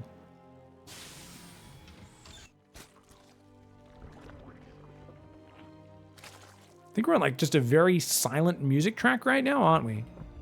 Oh yeah, I can hear it. It's just in the background very quietly. Just as I was like, where's the music at, bro? Very soft part. Command center goes down. Saving money in the SCV scout does streamline the rest of your builds. That can actually be really good. Now, obviously, REYNOR was eliminated from the GSL by Bunny and DRG last time around. 2 players who he was massively favored versus at the time. But obviously, Bunny showed by almost winning Atlanta soon after that he was definitely a player who deserved to win that match. DRG, on the other hand, kind of caught him off guard a few times. REYNOR just didn't play confidently enough. It's hard to not get inside your own head. There's so much preparation for GSL, so much focus on that one match. It's not just, you know, rock up and figure it out and do what you will. When you play those international tournaments, it's a very different skill set. It's about performing on stage in front of a huge audience. It's about showing up and dealing with jet lag and playing tons of matches in a day and adapting on the fly and all this sort of stuff. You're also in your comfort zone. You're surrounded by more friends, more people that you're familiar with if you're a foreign player like REYNOR is. GUMIHO with some good harassment so far. Gets a Spore Trick out of him. Third hatchery has already gone down. Oh, gets a Zergling. Not bad. So it is going to be a third queen immediately. Inject in the main. Creep Tumor on the natural. Queen's going to move out front. If GUMIHO's not watching, maybe she can get a hit to deny his healing. And she does. Very nice. Third command center goes up behind it. GUMIHO playing pretty standard so far. And, you know, we haven't seen mech from GUMIHO yet. It doesn't look like we're going to see it this game. He could technically play mech from here. But he's been playing a lot of bio and only mixing mech in occasionally. And I do like that, because I think if you're doing mech and it's kind of obvious, it can get caught out. But if you're hiding it very well, it becomes way more effective. Now, I think we're going to be going for a tech lab. This looks like you're hiding a battle cruiser in the back, but it very well just could be a Raven, a Banshee, you know, anything like that.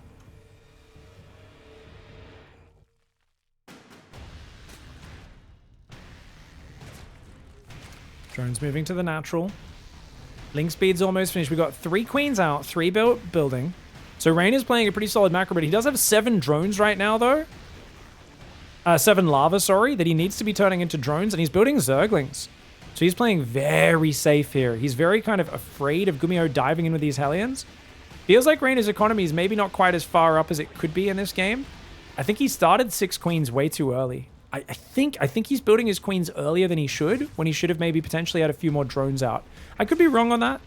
9 Zerglings and already about to have 7 queens at 4 minutes 10 though. This seems like an incredibly safe opening. So from here, I'd like to see REYNOR just focus on injecting and droning on the greedy end of the spectrum from this point. Whoa! What is this, guys? It's a Viking into Banshee Hellbat timing? Bizarre. Quick Armory comes in. Marine will deal with that Overlord. Viking's coming back. He's like, oh god, don't let him scout. Don't let him scout. He might fake an upgrade on the tech lab. Yeah, he starts Interference Matrix. It's a 50 energy, 50 gas upgrade, so he's starting that. So REYNOR sees a tech lab upgrading. He probably thinks, okay, it's probably Banshee. But it's not. He cancels the upgrade straight away. Second factory goes down right afterwards. Ah, okay. So there's the potential for Hellbat pressure, but he doesn't have to. He could just use this armory for upgrades. He's already got a 3rd command center up. GUMIHO is going to play mech. Now, REYNOR, he's only up 10 drones. This is not the greedy REYNOR that we know and love. This is a much safer REYNOR, a REYNOR who doesn't want to take any chances. And that's kind of fascinating to see, adjusting his style, because he knows GUMIHO is a master of all ins, and he's not really like just a super macro player. That being said, if you play too safe on the economy, you could end up playing from further behind than you're used to playing and not being able to kind of overrun this mech army. 4th hatchery does go down. So 2nd and 3rd factories coming up, +1 vehicle weapons. He's going to be getting the Cyclone damage upgrades, which do add a fair bit of damage. Cyclone lock-ons do get boosted by damage upgrades these days. Overlord's getting pushed back by this Viking, but the Queen will at least damage the Viking and say, hey, if you want that kill, you're going to take a fair bit of damage. Good micro by GUMIHO. Oh, the transfuse saves the day. GUMIHO does back out. Man, he's completely denying scouting. At this point as REYNOR, you need to realize something's up. Why is he denying scouting so well? What's going on? Oh, it's going to be the double Thor Hellbat timing. Guys, it's the double Thor, double Medevac Hellbat timing. 2 Thors are going to be picked up, boosted in, dropped. He's going to morph a ton of Hellbats. There's going to be Banshees. It's a scary attack. If you don't have a Roach Warren, you can die to this. We've seen GUMIHO and other players kill lots of good players with this. That's it. That's a big tell. Hellions there, and Hellions there. REYNOR needs to know. He should know now, drop a Roach Warren. He's not dropping a Roach Warren.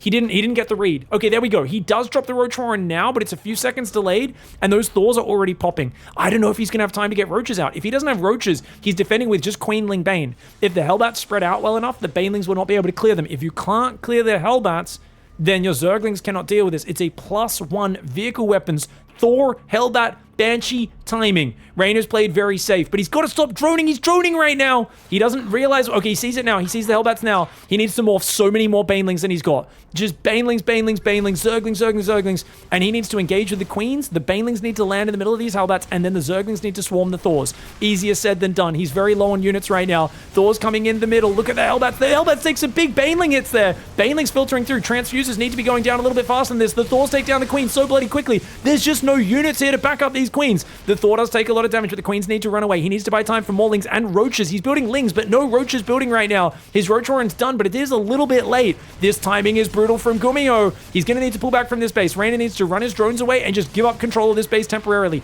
Ling Run By comes in, kills a lot of these units. He's doing a lot of damage here. The Zerglings do a lot of damage, but he's got to run his drones. He has to back away from this expansion. REYNOR does pull his drones back. Queen's trying to fight right now. The Thors and the Hellbats causing him so many problems. His Zerglings are just getting wrecked. He's still not building Roaches despite having a Roach Warren. That's a big problem. The Hellbats are destroying his Zerglings. REYNOR getting burnt to a crisp here. We've seen this timing catch off a few Zerg players over the last few months. It's such an old, antiquated timing, but it is so unexpected in 2024, and that is why it's working so well yet again. People not scouting their mech, not building the Roach Warren on time are always exposed to this. Finally, the Thors go down. The Hellbats go down. But man, even that last Thor just refusing to die kills yet another Queen. Was that 14 Queens, 82 Zerglings, way more Banelings than that died? Because remember, guys, if they blow themselves up, it doesn't count in this unit's loss tab. That is, at the end of the day, 1,000 resources better trading for GUMIHO, and he's not going to let up. He's on the front line. REYNOR's trying to re-drone. He just needs to survive right now. He does not need drones. He just needs Roaches and Ravagers. If he gets enough Ravagers to buy all these tanks down, he can shut this push down. But I like the flank. If he can get on top of the tanks, if those tanks siege, he will deal with them. Baneling's trying to clear up the Hellbats. The Lings do an okay job against the single Hellbats, not against the groups. Triple Bile on the front tank. Beautiful micro. REYNOR and Ravagers is a sight to behold. How is he still alive? How is he defending this? With ease. Maybe not with ease, but definitely off the back of his crisp micro. Oh, he doesn't want to go too deep. I think he needs one more pile to take care of that tank. There we go. Does get rid of it. And he's on 80 drones. Now, to be fair, it's not game over by any means. That was not an all-in. GUMIHO's floating a 4th command center. And look at his 3rd. Is he undersaturated in the main and the natural? No, he just has a crazy work account. He can instantly fully saturate the 4th. +2 vehicle weapons, blue flames on the way. He does need to get a plating upgrade as well. And Zerglings are there to stop him from morphing a planetary, which is actually really nice for Reynor. Hellions will come out. 2-2 melee carapace is on the way. That's an odd choice. Guys, he's going melee carapace. Is he going to go ultra? Oh, ultras actually can work versus Mac. They definitely can. But I feel like getting a ranged attack upgrade is usually more important. The reason carapace is more important these days is GUMIHO's famous for playing mass Cyclone mech. And Cyclones, you need armor upgrades against heavy Cyclone. That being said, this is not that mass Cyclone style. So I think a more traditional double attack upgrade would actually be a better option here for Reynor. Now, Reynor's up 2 workers. He's managed to survive so far, but Liberator's coming in to cause him some trouble. Reynor's 5th base trying to build up there. It's 4 base against 4 base, but look at that. Nice Liberator harass down the bottom. Reynor is a little slow to respond there and needs to pull those drones away. The Queens and the Spore should be able to deal with this Liberator, but the Liberator's going to rotate to another base. New Spore Crawler moves down there. The main base being covered by a Spore Crawler on the bottom left as well. 3 Vipers are on the way. Adrenal Glands coming in. Hellions being a bit of a bag of D's right now in the middle of the map, clearing the creep. I feel like the Road Ravager should be bullying this back. Reynor needs to get on top of his creep spread, but because he put his Queens to defend the Liberator, that's easier said than done. GUMIHO moving his Lib forward in a bit of a weird position there. Looks like a mistake, honestly. And it does get F2'd home. Okay, so we've got Mass, Tank, Thor, Hellbat. Guys, this is Tradmech. I would actually like to see him keep building Medivacs here, because I think GUMIHO's Tradmech with Hellbat drops is one of the scariest styles. If he drops 8 Hellbats out of these Medivacs on top of your army, it can do massive damage. Ultras building will be great against that. Vipers with Blinding Clouds will be massive in this game. Oh, this is going to be so interesting. Both players have a giant economy. I think you want to open up your Spire tech so that you can get a Broodlord swap ready. Because there's only 2 Thors, that's the only thing that shoots up. If you can get a Broodlord swap against a Mass Tank style, it can be a free win sometimes. Looks like the Lings are in the north. They do get spotted. Oh, careful, Reynor. That's a mistake. That's a misclick. It runs into the army a little bit. Takes a few splashies from the tanks and the Hellbats.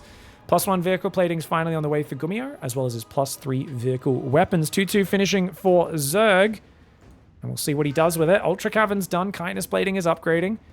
Got to remember to make Anabolic Synthesis as well. The movement speed upgrade. This map is so good for late game Terran.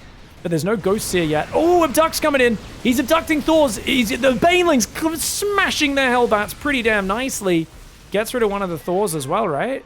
Yeah. No, he didn't. He didn't actually get the Thor. The Medevac saved it. Well done by GUMIHO. Okay, he's going to just abduct some more tanks here. Oh, you don't want to lose the Vipers, though. He's going to lose that one. The Thor will get taken out. Actually, he saves it. He saves it from the abduct. GUMIHO with his Medevac micro is sick. The Viper did survive, though. Queens will have to transfuse that.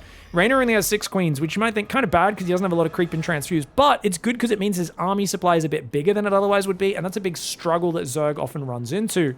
Now, the Spire is on the way. He's got 3-3 on the way. He's not got that Anabolic Synthesis, and that's a very important movement speed upgrade, which he hasn't started. It's a 10% movement speed off creep, allows your Ultras to close the distance, and it's super vital. He starts denying GUMIHO's map control because GUMIHO is closing the map off. He's sealing things off. We know Reynor does not like playing turtle games.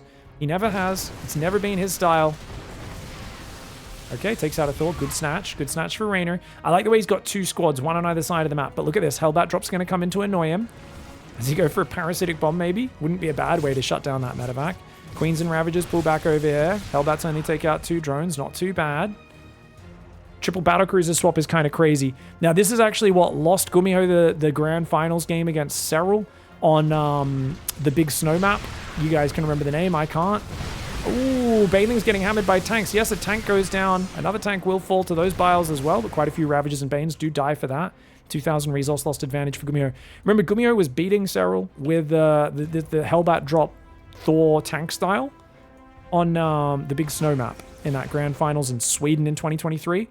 But then he swapped to battlecruisers, and the battlecruisers got kind of wrecked. That being said, Reynor doesn't know about this. He doesn't have corruptors yet. So the first battlecruiser surprise could jump on his economy, kill a ton of workers, and just ruin him. And if he's not ready with corruptors ahead of time, he's going to be in big doo-doo. He's starting air weapons, which is good, but already +2 vehicle plating and +1 ship weapons almost finished.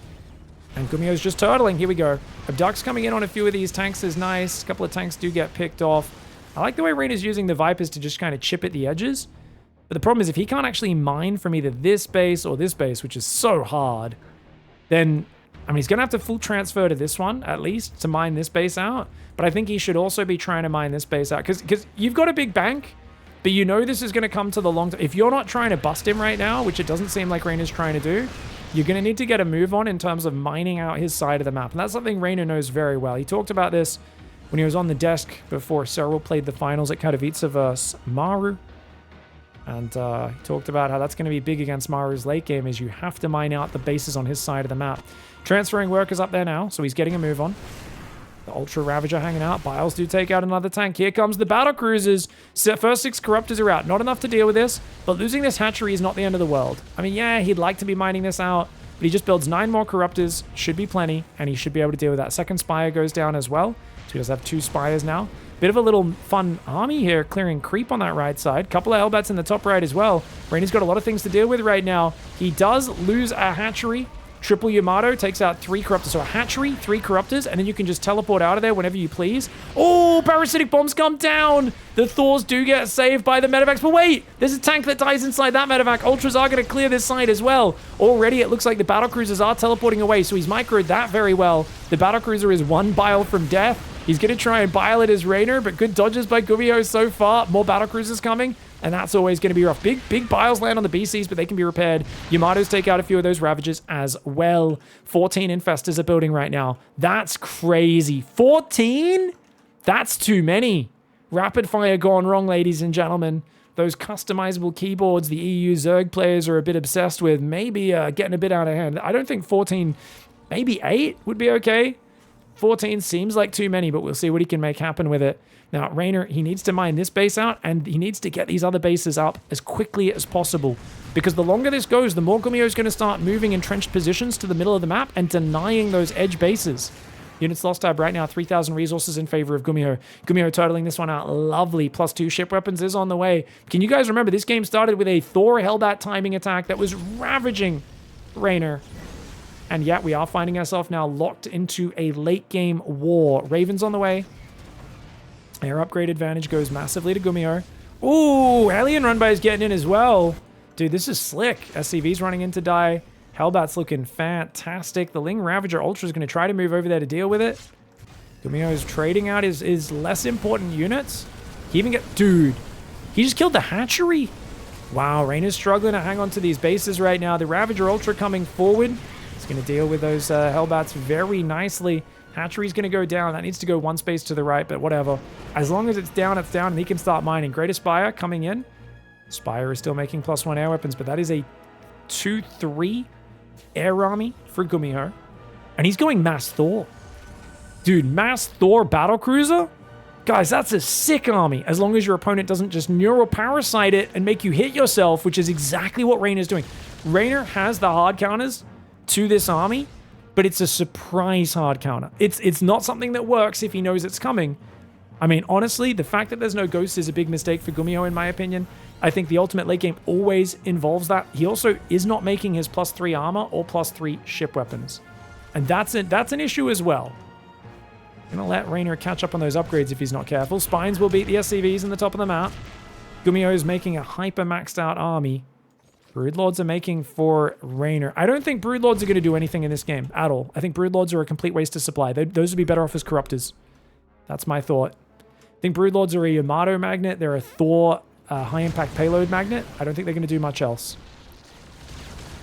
Dude, this army, if he can flank this with Infestors, that's big. The Infestors have been spotted. The Infestors have all been spotted. GUMIHO is aware of this threat. And the tanks are huge. The 5 siege tanks, their job is to kill the Infestors if they try to get in neural range. You siege the tanks, you blast them, you're going to have a good time. 3-3 armor and ship weapons are on the way. Dude, Reynor can't even mine this middle base that's on his side of the map, let alone... He should really be mining this bottom left right now, just to force GUMIHO out there a little bit more. Like, Reynor needs to be mining this base on the left side, because he's losing complete control of the right, and he should be crushing through this production on this side as well. Reynor needs to use his mobility. The problem is, because he's gone Broodlord, Corruptor, Infestor, he has no mobility. Reynor gave up mobility in this game, and now he's getting bullied. Because he's only got 3 Ultras and a few Zerglings, that's his only mobile army. He can't actually do much of that. I mean, he actually still could kill this base just with the Ultras. GUMIHO has nothing on the left side of the map at all. But he's kind of stuck on an Infestor Broodlord Turtle army. But GUMIHO already has the answers to that army, it seems. Broodlords will come forward. Good pullback on the weak Broodlord. Nice. Thought I was go down. I think that was a bit of a misrally there for GUMIHO. Guys, this game's going to get kind of crazy, and it feels like Reynor's looking a little nervous, a little frozen up. He should be repopping these hatcheries up immediately and trying to like wait with Infestors to neural the battlecruisers if they come to side. I know it's exposed to battlecruiser harass, and I think that's what he's worried about, to be fair. He's like, dude, if I build this hatchery, battlecruisers fly and it dies. Build it again, battlecruisers fly and it dies. And he can, you know, it's very hard to get your Infestors covering both sides of the map at once, and that's where the battlecruiser mobility comes in huge. Ultraling Broodlord's going to push that north side. If you're going to lose the left, you might as well take out the right. This is a very good move for Reynor. It's absolutely what he needed to do here. The Ultras and the Zerglings crushing the SCVs and Mules, but he's losing even more bases behind this. The Corruptor Infestor trying to come back right now. Where are those Infestors? They're coming. They're coming, but you know GUMIHO scanned him. He knows they're right there. He's going to run. Run! Oh, he's going to teleport to the top. He's going to try and catch the Ultras. Very cute. Is this a bit too fancy, though? Flying to that top right might be a bit of a mistake, but he could... Oh, he's just going to kill the Spores. The Infestors and the Corruptors are a little far away, so he says, let's kill these Spores while they're on their own. I take a little bit of damage, but I can repair that up. No problem. Zergling still burrowing there. Reynor replaces this hatchery. This hatchery is trying to be replaced. He's only on 53 drones right now. He's got 4,000 minerals, 4,000 gas. He's only down a few thousand resources in the trading, and if he does catch the battlecruisers and the Thors even once with the neural, he can be way more efficient than Terran. So this is still a very winnable game for Reynor, but it all rests on the Neural Parasite. If he does not land the Neural, he will not be able to win this game. And remember, 8 Broodlords, 3 Ultras seems good. The Thors beat that. The Thors can only be beaten by Blinding Cloud and Neural Parasite in this army. The rest of this army of Zerg does not beat that Thor army. And that could be a very big problem. Could be. All comes down to how the fights go, guys. There's 2 Vipers. Where are those Vipers? Chat's asking. They've been following the Corruptor Swarm. Infestors hang out with the Broodlords. Corruptors hang out with the Vipers. He's just going to make a planetary over here. Doesn't care if it's off position. As long as he starts mining these resources out, those are resources Reynor can't get. So he's happy to entrench these positions. How many orbitals? We got 12. 12 orbitals. If he drops mules on this base, he's going to mine that out so fast.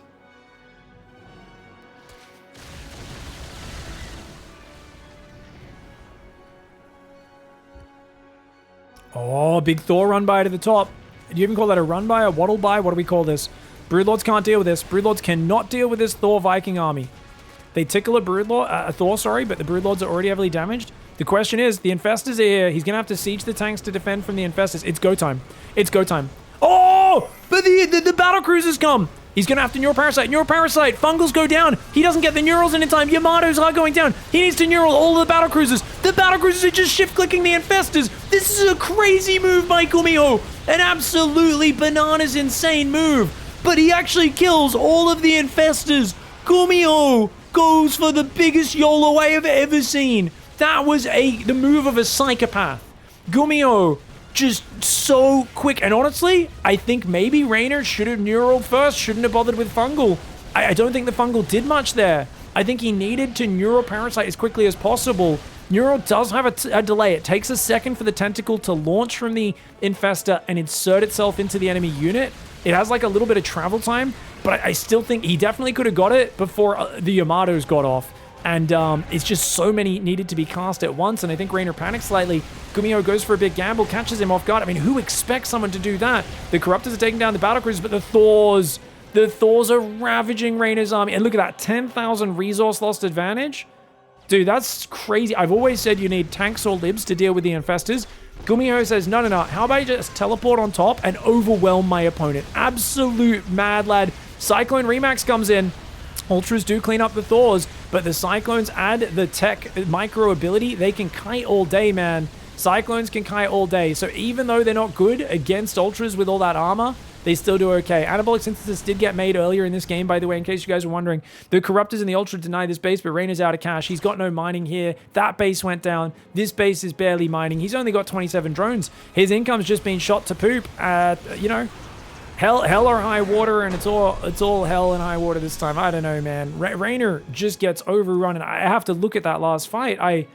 I've never seen someone do this move where they just dive on top. I didn't know that would work.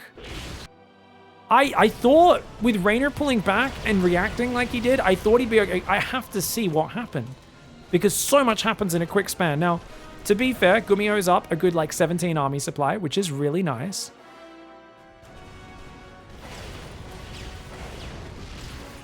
Anti-armor missile goes down. Now, remember the anti-armor missile is big. That's +2 damage on all those orange units. Now, this is, I think, where Reynor makes a mistake. I think he should have stayed about here with his infestors. So notice his infestors have all moved. They're all kind of clumped up around here, which means they are out of range of neuraling all these guys on the right. And there's going to be a bit of delay. You don't need to unburrow here. I think he kind of unburrows and then he goes fungal, fungal. And then he starts trying to neural. But look at that. Even the one... Oh, wait. I thought neural canceled Yamato. Guys, neural doesn't cancel Yamato? Or maybe you have to do it earlier. But look, this guy has a neural in him. The Yamato still goes out and kills an infestor. I thought neural canceled Yamato. Oh, it doesn't cancel it. Oh, so look at how many units he kills with the Yamato. Oh, that's huge. Now, even after that, there's still 11 infestors left, but there's 12 battle cruisers. That means even if you neural every battle cruiser, you can't use their own Yamatos because they've already used them. So that was the way GUMIHO just emptied his Yamatos instantly was huge. Because if he didn't cast them all, Reynor could use them against his own Thors. But then the Neurals come out. But not only that, look at this. He keeps selecting his army group and shift clicking. So every time a Neural gets broken by him killing a unit, he can reselect his army. So if you look at GUMIHO's vision, right? This is GUMIHO's vision right now. Sorry, here we go. Notice he's just selecting the battle cruisers and spamming right click on the infestors. So he goes, whatever his battle cruisers, say his battle cruisers are on army group 2, he's going 2 right click, 2 right click, 2 right click. So that any battle cruiser, so each time he kills an infestor, a new battle cruiser gets broken from a neural. And watch how he does this. I'm going to slow it right down. And you can see, look, he's like, click the infestor. He accidentally clicked on an ultra for a sec, but look at the way he's clicking on the infestors. Yeah, look at the way he's clicking on these infestors. He just keeps changing targets, breaking all those neurals. Wow, every single time. That was huge, man. Really well played by GUMIHO there. I didn't know that would work, but it worked really well. Is there an answer to that? What should Reynor have done differently? Well, I think in this scenario, he's in a very bad spot. I think he should have stuck probably with a more mobile army and never should have made Broodlords, in my opinion. I think the Broodlords was a big mistake. I think if he had more army to crash through here and try to like use the mobility more for longer, I would have preferred that, because I think the more mobility, the more movement, the more you get Terran reacting to you, the more chance you get to land those infestor spells. Yeah, I think he needed to land the Neurals a little bit quicker. And maybe have even more infestors, funnily enough. Which sounds dumb, but maybe you need 20 infestors here. Against an army that's this Thor battlecruiser heavy, if your opponent has 22 units that are very, very vulnerable to Neural, you might actually want to have 22 infestors. I think that's probably a pretty good rule rather than 14 infestors. So even if you lose a few, you can immediately Neural again. Yeah. Bangu doesn't really do anything, guys. It stops the battlecruisers from jumping on you slightly, but it doesn't really stop them from Yamatoing, and they've got pretty good range anyway. Hats off to GUMIHO. What a sick move. I love that, because I normally struggle to finish games like this as Terran. The idea of just diving, super Chad. GG, well played. All right, wow, GUMIHO with an excellent game one. Just good scouting denial, honestly, from him. I really feel that's like, this is the GUMIHO way. Just great scouting denial, tricky build order. Caught Reynor off guard and got momentum from there. Now, to be fair, Reynor played very safe, specifically to stop this sort of tricky GUMIHO play in the early stage. But then because he did that early, he had to catch up by being a little bit greedier. And let's be fair, guys. We saw, remember that moment, he built that Roach Horn a little bit late, and he didn't build Roaches as quickly as he could have. I do think Reynor should have built Roaches, even though they take a little longer to build than Zerglings, as the fight was happening. And maybe he could have got out of it slightly smoother, even though they rally in there a little bit slower. Hatchery goes down, drones being built as well. Barracks and gas coming up behind it. Now, Site Delta's a map where we'd like to see Reynor just confident, greedy, swarming. The one thing Reynor's always had as a hole in his game, potentially, compared to Serral, it's part of his strengths and his weakness. It is just who he is as a player, is less scouting and more drones. Less scouting, greedier droning, but also more Ling run buys, more harassment, more I'm going to dive in and catch you off guard. We saw GUMIHO just fell apart against SOO earlier today, and SOO didn't do anything special, man. They did a really awkward roach time in game 1. Game 2 was just solid, standard, kind of Ling Bane Hydra play. Now, to be fair, that was Bio. And I would expect GUMIHO to play Bio again, but it comes down to, is REYNOR actually good against mech? He might not be. And for a long time, Europeans have insisted that mech is bad, even when it goes through periods in Korea where it gets very popular. Beyond has been doing a lot of mech recently. Maru mixing in a lot of mech. GUMIHO not as much. He just does it occasionally, but he's always the OG mech guy who's always good at it. Has REYNOR actually got a lot of practice against mech? Is GUMIHO saying, I don't think you're good against mech. I can just do this again and again, even when you know it's happening. If that's the case, that's where things get very scary. Now, this is Marine into Quick Factory into Reactor, so it's going to be very early Hellions here. On this map, Bio is pretty favored against Zerg because you got tank positions like here that cover all this area. Like these sort of tank angles are really nice. We see tanks down here on this ledge as well, and then like Marines branching all around. So there's these certain areas of this map where tanks kind of wedge themselves in these little corners and create these no-go zones for the Zerg, and that's something you really have to worry about. Sometimes tanks down on this ledge as well. Hellions pumping, Starport comes down.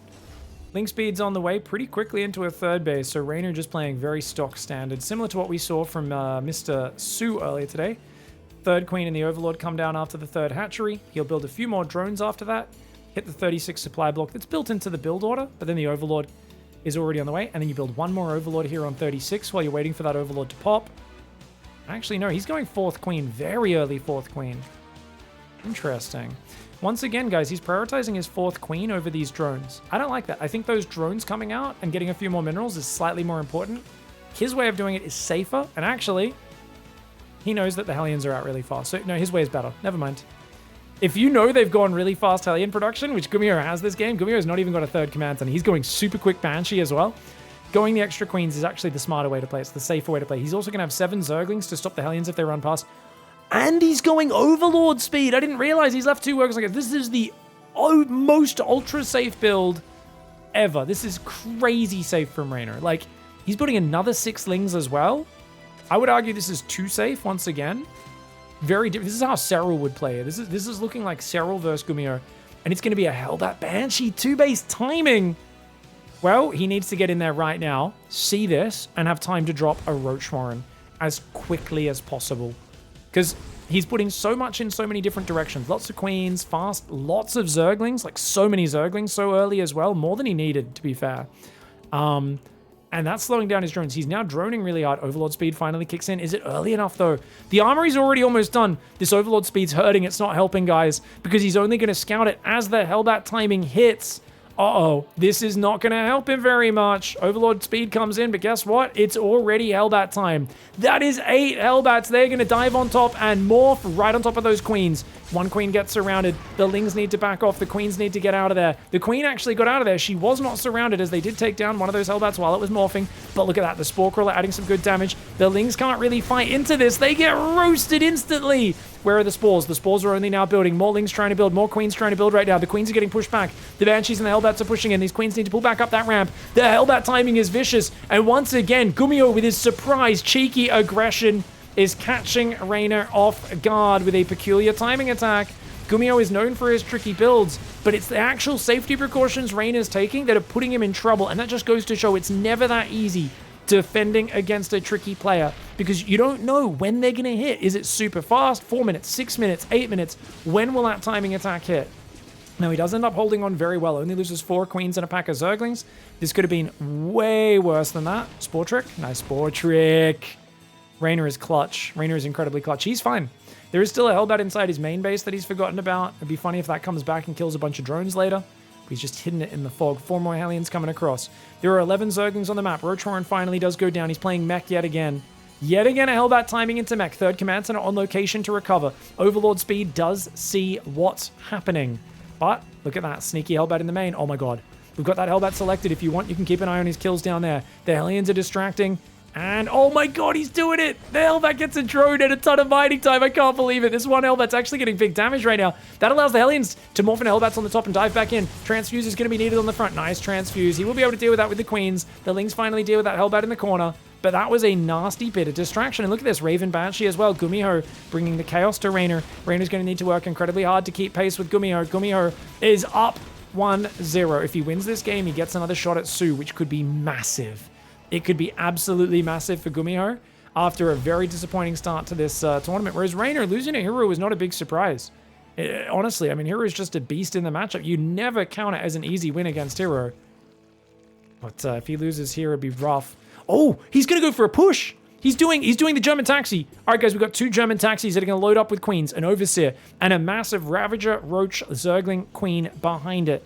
10 Roaches around. He needs more Ravagers, as many Ravagers as possible. Ravagers are the key for breaking through a mech player. He's hitting pretty late, but what does GUMIHO really have? He's got Cyclone production, a couple Banshees, a couple Hellions. He doesn't have that much stuff going for him.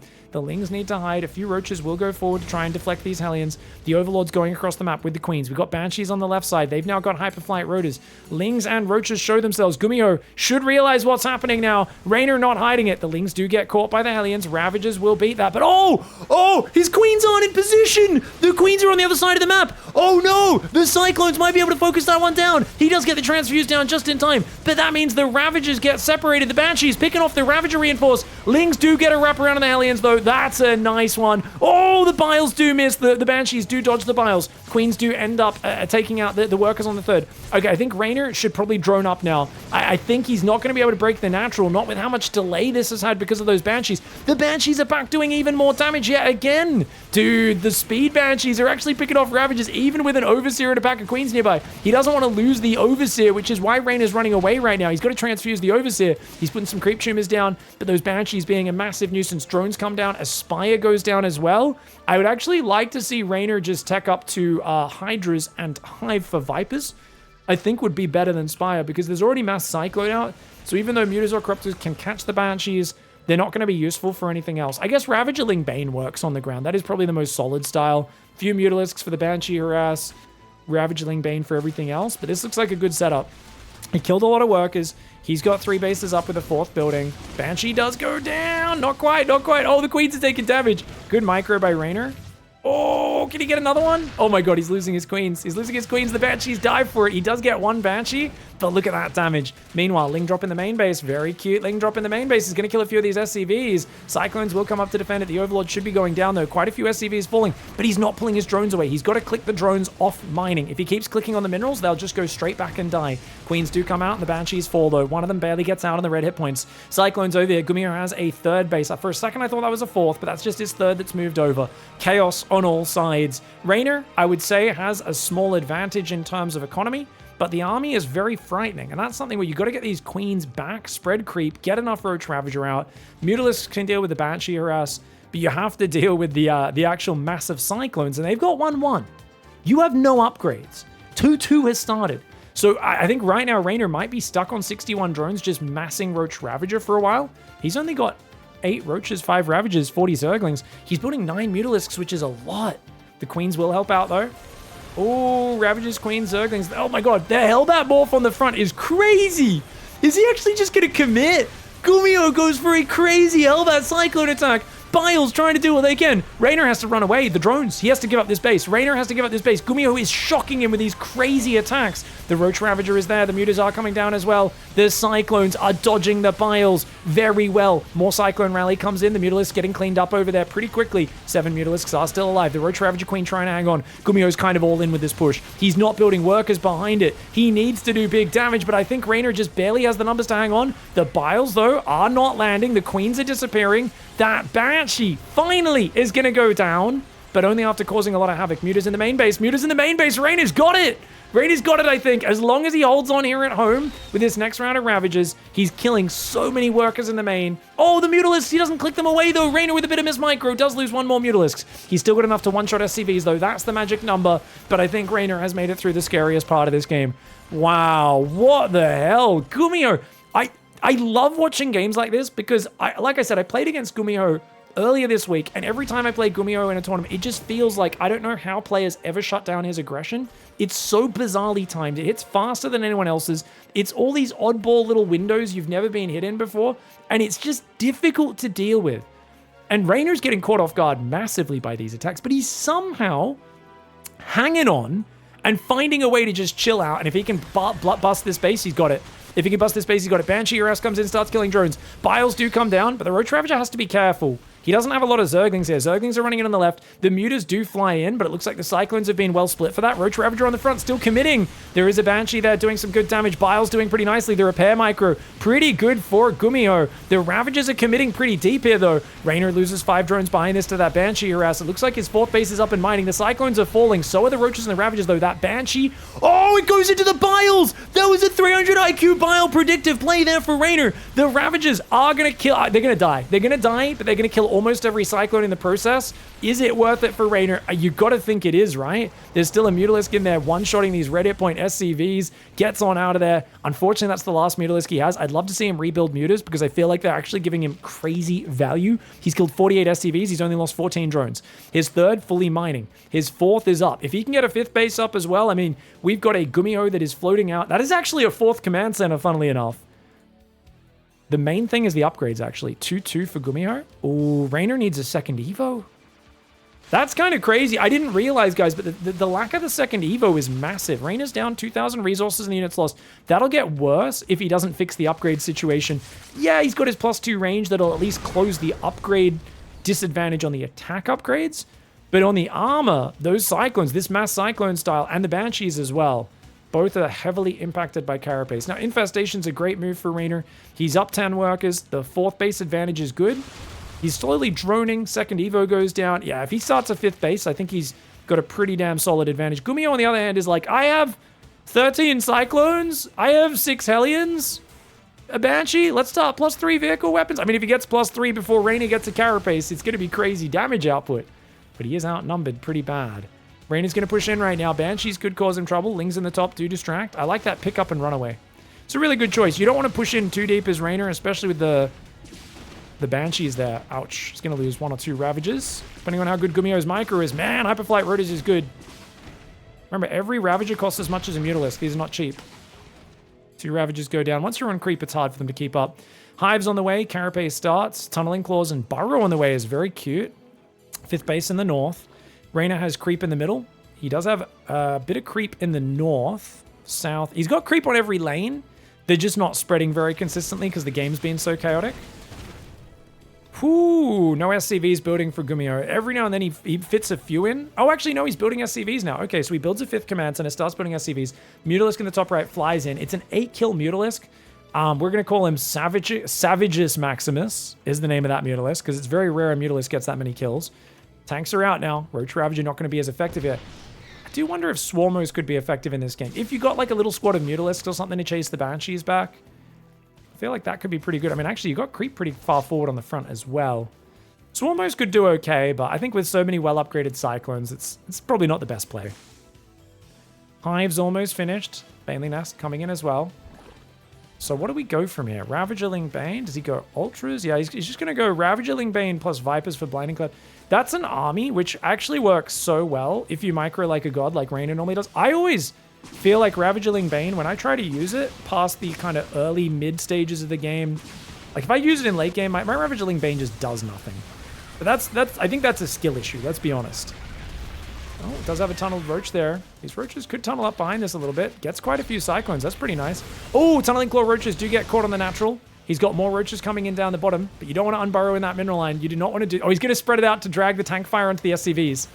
Look at this, guys. He's going to unburrow those, spread out, so they drag the fire on the SCVs. Massive attack in the north. Roaches unburrow in the south. Oh, they're going to drag a lot of tank fire on that SCV line. The Ravagers dive in. He kills quite a few SCVs. Roaches in the back of the third as well. 15 workers do go down. 16 workers go down. He's still got burrowed Roaches on his hotkey. More Lings, Banes, Ravagers are coming in. He needs something to deal with these bloody Banshees, though. The Vipers could parasitic bomb them. But every time they do this, look at that. 2 Ravagers, 3 Ravagers going down. Just like that. So bloody annoying. Not to mention no Spore Crawler in the north. Those Banshees are a problem. Oh man, these Banshees have done so much for GUMIHO in this game. They truly are his lifeline. I thought GUMIHO was dead a while ago. He refuses to die. I mean, yes, his 5th is getting denied by Zerglings. Yes, there's a Great Aspire on the way, which he has no answer to. Remember, guys, that if you go Great Aspire against Cyclones, you do want Infestors as well. Just Broodlords with Ling Bane, we've actually seen die to GUMIHO's Cyclones because he can kind of surround them and jump on them. It's kind of hard to sync that army together. Oh, Savage's Maximus is back. 12 kills now. Make it 13 kills. Make it 14. Dude, Savage's Maximus. REYNOR's the single Mutalisk that he keeps micro. 15 kills, and he does go down. But dude, 15 kills is pretty sick. GUMIHO finally defends the bottom left base. His Banshees are being a proper bag of Ds right now. Where are those Vipers? Ooh, looks like he runs in. But REYNOR's not confident attacking there. Now, REYNOR's on 5 base. He's got a 6th base building. REYNOR's just got to get his feet underneath him and that sort of thing. It's still mass Cyclone Banshee mech, right? If you just fungal this, Broodlords should be able to kill this from afar. But you need Infestors, right? I don't think Blinding Cloud's good enough because Lock-On goes through Blinding Cloud, even though the normal attack of the Cyclone does not.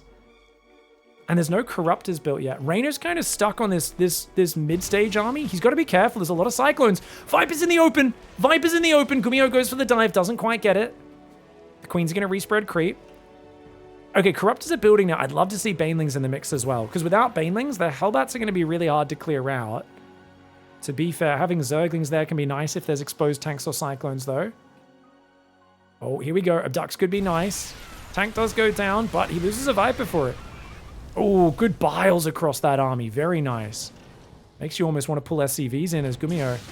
Banshees in the north doing well. Tunneling Claw Roaches are going to get in there, kill a bunch of SCVs. Good choice to trade these Roaches out. Remember, Roaches are pretty trash units the longer the game goes. Roach Ravager in the middle skirmishing. Queens will defend that northern side. Roaches in the south do go down. 7 SCVs did die. But look at that. A tank and a planetary in the bottom. GUMIHO has still got a decent 60 worker economy. He's on 3-3 against 1-2-2.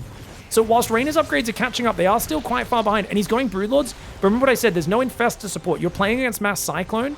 Infestors are actually crucial here. He's got the Infestation Pit. You just need to be able to throw a few fungals out to, like, stop GUMIHO's advance. You could technically go a crazy Broodlord count, and that could work. Or a lot of Banelings. Either way does work. But right now, there's no Banelings on the map. So REYNOR's lacking a supply-efficient support unit, whether that's Infestors or Banelings. It's got to be one or the other. He's got 4 Queens, 2 Vipers. I mean, the Vipers are great. He's trying to get the Parasitic Bombs on these Banshees. These Banshees of GUMIHO. Dude, GUMIHO just has the best Banshee usage. Broodlords come in, take out a few tanks in the north. Looks like the Queen and the Parasitic Bomb. Not to mention some Corruptor Zergling. Should be able to clean up that Cyclone and that Banshee. But look at this. GUMIHO says, oh, you've got Broodlords? Guess what? Not very mobile. He splits his army in 2 halves. There's no Banelings on the map. There's no Banelings. He doesn't have any supply-efficient ground units. It's Mass Corruptor Broodlord right now, which cannot deal with Mass Cyclone in of itself. Hatchery in the top going down. Hatchery in the south going down. GUMIHO splits his army in 2. And he says, why would I fight you front on when it's a losing battle? Only a fool charges into the open, into a losing battle. He goes around, and dude, he did the Mongolian feint. He ran away. The knights got excited, chased after them and said, look our craven enemies. And they flee the field of battle, chase them down. And then he splits his goddamn horse archers around both sides, comes in, takes out the supply line, takes out the artillery, and he's going to harry them all the way home. Now REYNOR finds himself with a very powerful army, but no economy behind it. He does at least catch the Cyclones in the far north as well. The Cyclones are in trouble. Over on the left, we've got those Cyclones trying to move in for another move-in. They're trying to move in for another move-in. Eloquent as always when I get excited. The Cyclones are going to dive up into the natural. Overlord's exposed. Oh god. Oh god. The Broodlords are just out of range, man. Dude, this is actually so effective. Even if he loses every Cyclone, he might even get a bunch of Broodlords if they rush in. The Cyclones need to run up that ramp though. On the right side, Cyclones dancing with the Roach Ravager. Broodlord's starting to get some good damage. A lot of Overlords going down. REYNOR trying to hold down that Overlord key, but he's taking so much damage. GUMIHO is getting to him with the power of chaos. The Broodlord's cleaning up these Cyclones incredibly cost efficiently, but he's killing so many Overlords before they go down. So even though the army versus army is good, GUMIHO's like, I've already killed so much stuff. That Great Aspire, look at that. You know that's getting clicked on in just a moment. Oh, he goes for the Spore Crawler. Well, that's not what I was expecting. What can I say, guys? Corruptors do take some damage. Finally, they're going to go down. REYNOR cannot afford to lose this base. Ravagers on the front line, desperately trying to defend. There's so much Hellbat Cyclone here. Dude, GUMIHO is playing like a frigging beast. He looked really flaccid earlier today against SOO, and you know he is out to redeem himself. 11 drones get roasted. That hatchery is in danger of going down. REYNOR's economy is just down in the dumps. Cyclones running in from all sides and abusing his mobility. You know what's crazy is 2 games in a row, we've seen GUMIHO play mech. It's meant to be less mobile than Zerg. REYNOR's tried to counter it by building very immobile units. And the moment he does that, you see GUMIHO spring into action and start denying all of his bases and jumping on him. And this is just clever understanding of GUMIHO, when to be defensive, when to be offensive, when he's the very static player and when he's the very mobile player. He's using these armies so well. And dude, he was down in this game. I'm not saying REYNOR was miles ahead. REYNOR had a bit of a dodgy position. He didn't have a lot of creep. His tech and his upgrades were behind for a long time, which of course led to these trades that weren't that great. But the Broodlord overcommit and not seeing those Cyclones split down the sides for too long, it's just, he just got caught off guard. GUMIHO just outpositioned him, and it's always one of those things, you know REYNOR was shocked. I can imagine there was a reaction on the camera in the booth when that happened, because those Cyclones just, man, they've done such a good job. And GUMIHO, I've said this a few times, he's almost, him and Beyond, almost, they build too many Cyclones. These armies are not good in a frontal fight. But you just have to be wary, because it's kind of like playing against a guy who's got like mass marine medevac or like mass mutiling bane, where you're like, well, this army sucks in a frontal fight. But then you move out and they cut in behind and kill your whole economy, or they cut in from 2-3 sides and you just can't be everywhere at once. It's a mobility advantage. That's what this army has, and GUMIHO's using it very well. Fungals do go out.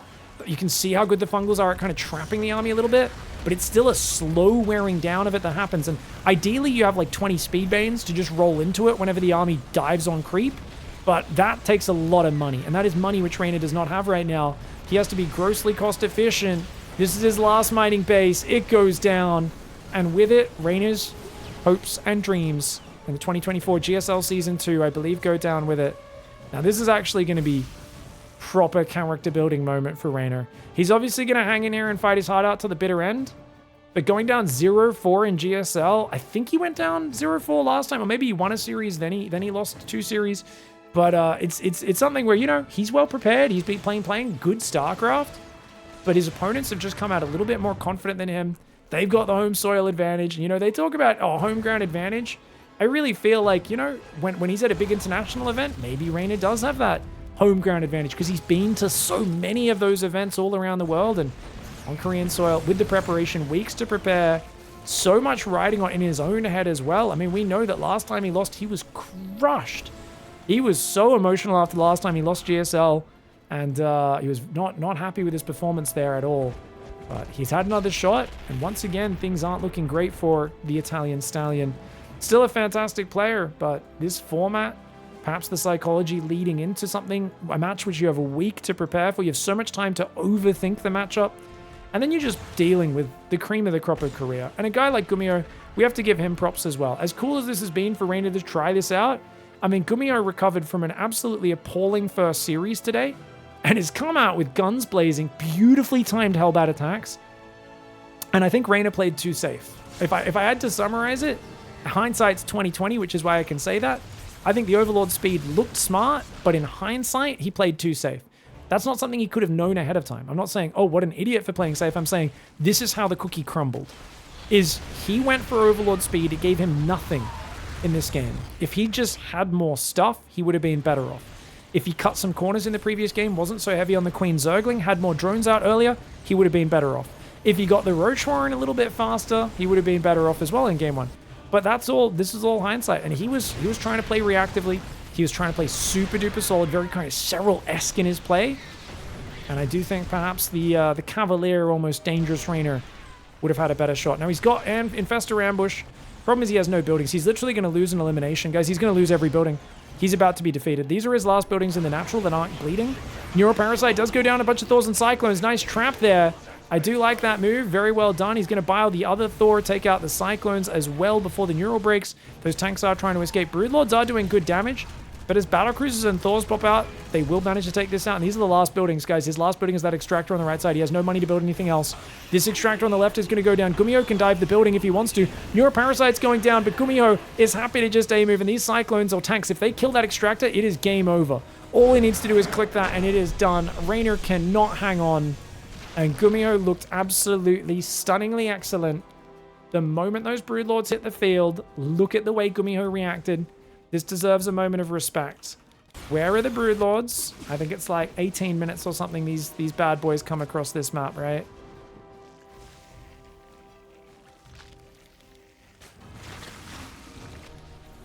So the Broodlords show themselves here, guys, and look at GUMIHO's reaction. You guys go north, you guys go south. Hellions, you guys go north. And he keeps him busy and distracted with the Banshee.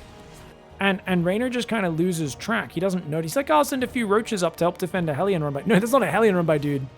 It's a crazy amount of Cyclones. And remember, you've got 2/2 roaches against 3/3 Cyclones. So they don't do well versus the Cyclones either. And then this army's like, oh god, run north. But that means he loses both bases. And just this little dive in, dive out. Killing so many drones as well. Not just the hatcheries. 2 hatcheries, 23 drones. And then he's also able to like kite down some roaches and stuff. And I like the way he pulls south here. He runs away. But he's cleared all the creep. So he sees REYNOR coming south. And then he immediately, when the Broodlords turn around after killing that tank, he goes straight back in. Knowing that REYNOR's going to go across. Yeah, he scans. He's like, oh, your Broodlords aren't there anymore? Cool, I'll just run in your base. And this gives me time to build Thors to counter the Broodlords. I'm still defending my own 6th and 7th bases out here. And these Overlords getting caught? Oh, absolutely disastrous. All these Corruptors and Roaches and Lings getting picked off. The Broodlords just couldn't get back here. Really well played by GUMIHO. Just fantastic, fantastic play by GUMIHO. And he absolutely deserved this. Now he gets another chance at SOO. All right. We're into the final series of today. And he gets a rematch. He's earned a rematch against SOO. SOO absolutely smashed him. Didn't look as good against Hero. No one looked good against Hero. Hero just looked like a champion today. And no one else has, really. Let's be honest. No one else has looked like they belong in the finals just yet. But GUMIHO in that last series looked pretty damn clutch. And he is going to have another shot here to show what he's made of. Now, a pull first for SOO is very rare. Is he going to just do the old school 5 Roach Lambo push, guys? Because if anyone's going to just randomly throw out a 5 Roach pressure, you know it's going to be SOO. Now, the problem with that is it doesn't really work anymore. Because even though GUMIHO Reaper scouts rather than SCV scouts pretty much every game, he will not send the Reaper home. He'll defend with Marines and SCVs, and his Reaper, assuming his multitasking is good enough, should circle through the main and check for the Roach Warren. So we'll see if this is the case. Does he put on gas immediately? 6 Zerglings. It's not going to be that build. Very unlikely, unless he goes straight there with a Roach Warren now. No way! 6 Zerglings into Roach Warren SOO. This is so committed. His queen is going to be so late, man. Dude, his queen is going to be so late. These 6 Zerglings are going to cause a lot of chaos, though. This is so committed. SOO is basically throwing the kitchen sink at GUMIHO and seeing what's going to stick. I mean, GUMIHO, he fell apart to a random Roach attack earlier. This is not a random Roach attack. This is a crisp 6 Zergling distraction. And notice how it times out. Notice those Zerglings are going around the edge of the map. So the Reaper goes through the middle, and as it arrives and goes, oh, that hatchery's late, bam, Zerglings are already on top of your natural. So you're landing this 6 Ling pressure at the exact moment when that Reaper is way too far away to respond. Now, these Zerglings should be coming in. You saw the Reaper on the other side. Why are we waiting? Oh, he's trying to lure the Marine to the low ground. He's trying to lure the SCVs and Marine to the low ground. Oh, you tricky bugger. SOO's being very fancy right now. He's being very fancy. He's being a very fancy SOO, isn't he? Yes, he is. Oh, you dirty boy, man. And he does build 2 Marines, but one of them gets surrounded immediately. Dude, SOO, you filth lord. Great planning from SOO, catching GUMIHO off guard. Does keep 1 Marine alive, but he's already lost an SCV and a Marine. These Zerglings could do big damage to the SCVs. Great Ling micro for SOO so far. The Reaper has to get pulled home because of this trickiness with the opening. And because of that, he has no idea about the Roaches coming. He needs to throw down a bunker this second on the high ground, or he's in big... He's building a Hellion. Oh no! GUMIHO worked so hard to get another chance against SOO. SOO's Roaches are going to run in and ruin his day. Especially if he can kill that yellow hit point Marine before GUMIHO reacts, he's screwed. Reaper comes out. I think he saw the Roach. I think he saw the Roach, guys. Yes, he did.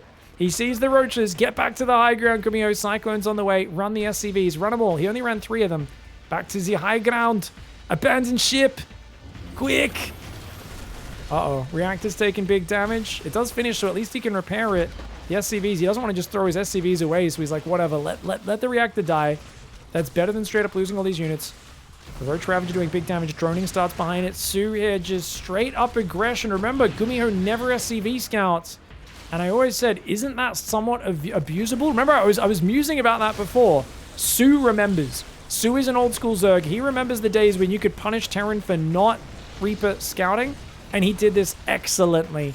Now, to be fair, he will get defended eventually, but I think he's done more than enough damage to find himself miles and miles ahead. He's going to go for after a few of these low hit point SCVs. Oh, not the best focus fire from him. Does get one more hit on that SCV would be good. Good micro by GUMIHO, though, as the SCV drills that Roach into chunks. Now, at the end of the day, you've managed to kill a Cyclone, 12 SCVs, a Hellion, a Marine, a Reactor, a Depot. You've lost 6 Roaches, a Ravager, and 6 Zerglings. Units lost type doesn't look that favored. And to be fair, there's no third base either. Third command center is starting for GUMIHO. Is GUMIHO fine? I told you guys this was very committed. I mean, that may have been an understatement. Yeah, he's got a good work account. Like, his natural's full. He's got a good mining advantage. But no third hatchery just yet. And he's making... Oh, he's going to go for round 2 of Roach Zergling Ravager all in. Dude, SOO is a filthy bastard. I love it. I love it. This is beautiful. He's just like, yeah, I'm just going to go for round 2 of Ravagerling. But not having a third base makes it a bit obvious. I would have loved it if he had a fake third base. He even had the minerals for it there. Yeah, this third base is too late. Because it kind of shows what he's doing. So GUMIHO, if he just builds like tanks, marines and stuff at home, bunkers, I think he can defend. That is a big if though.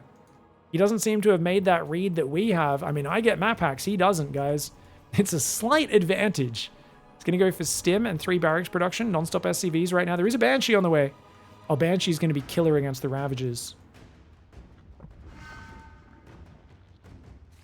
Rogue is indeed in this season of GSL. I think he's in Group C. I mean, he's in Group C or D because we've done A and B. Can't remember who's in his group right now off the top of my head. Marines in the Cyclone do get picked up and pulled back. Roach Ravager coming in. So many Zerglings behind this. The Banshee, where is it? Banshee's not out just yet. He's got a bunker, but he's got almost nothing inside it. Oh, this might just be too much Zerglings coming in with this. The Bile goes down. Only one Bile, though. That Roach will eventually die. Oh, the Cyclone, if he can get the Ravager, that's big. He gets the Ravager. GUMIHO with some slick micro. And not just that, the Banshee should probably go after the building Ravager there. He's going to go after the Ravager that's already finished in case that one does heal. And wow, SOO has to just abandon it and back off. Yeah, looks like good defense there by GUMIHO and really good preparation. So SOO's first wave, very successful. Second wave was a flop. Now we find ourselves in a macro game where SOO should be slightly behind. Yeah, he's droning his third, but third command center is finished for GUMIHO. He's only down 3 workers. He's got 3 barracks building. Double engineering bay goes down. Starport builds a reactor. He can take double gas on the natural as well just to round out his gas income as he starts upgrading. And it feels like GUMIHO has made it past a very high pressure and scary early game.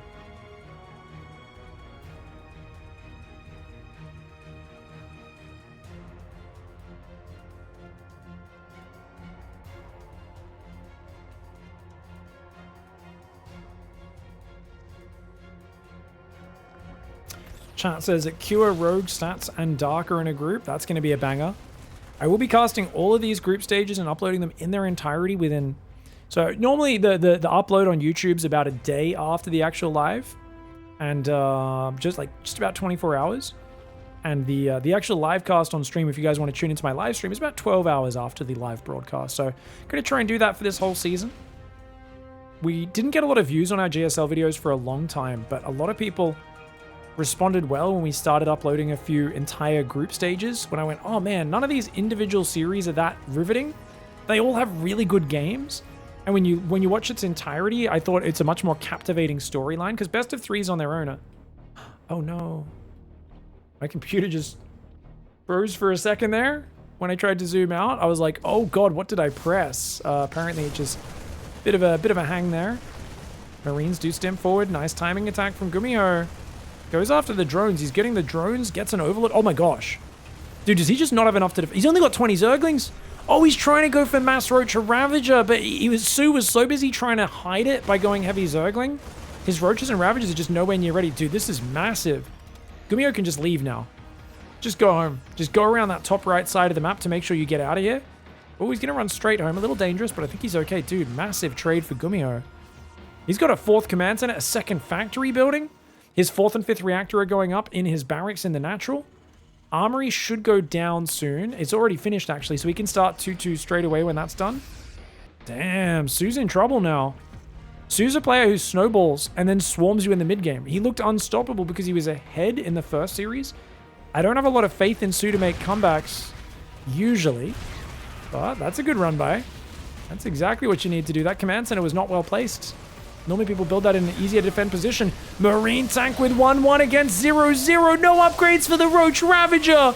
Oh, GUMIHO says, I have a double upgrade advantage. And knowing that the upgrades would catch up in the near future for SOO, he does not give him that opportunity. He sacrifices his 4th command center that's building at home and says, that's fine. I'm just going to wreck you with this Marine count. Not quite able to get the Ravager. Good transfuse and micro back there. Siege tank will pick up. GUMIHO is going to pull out. Once again, though, a massive trade for the Terran. The Banshee on the left side backs off as well. 4th command center goes up on location. It's kind of defended by his army pushing through the north of the map. 2-2 started. 2nd factory is building a tech lab, so it's just going to be mass Marine tank. We've talked a lot about the tank positions on this map and how good they are. Now, it is equal upgrades, but SOO doesn't have the numbers. He's only got a few Roaches and Ravagers, and as long as you engage far in front of the siege tank so that he can't land corrosive biles on it, that can be massive. Got to stay back a little bit, though. He's going a bit too far in front of the tank. The tank wants to land shots on those Roaches wherever possible. Marines stimming back. The Ravagers trying to bile the medevacs. The Marines are focus firing them. A lot of Ravagers going down. So many Ravagers getting popped. More Marines come in. Queen's going to go down as well. That siege tank unable to unsiege in time. And he will have to gather back up at his 4th command center. A bit of a desperate counterattack for SOO.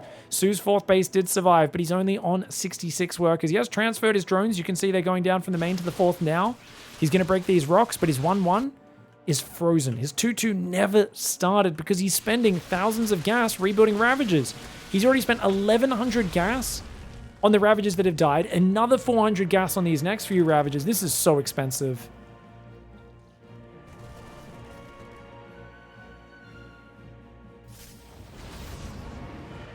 Fourth command center going up on the right side. It's an orbital.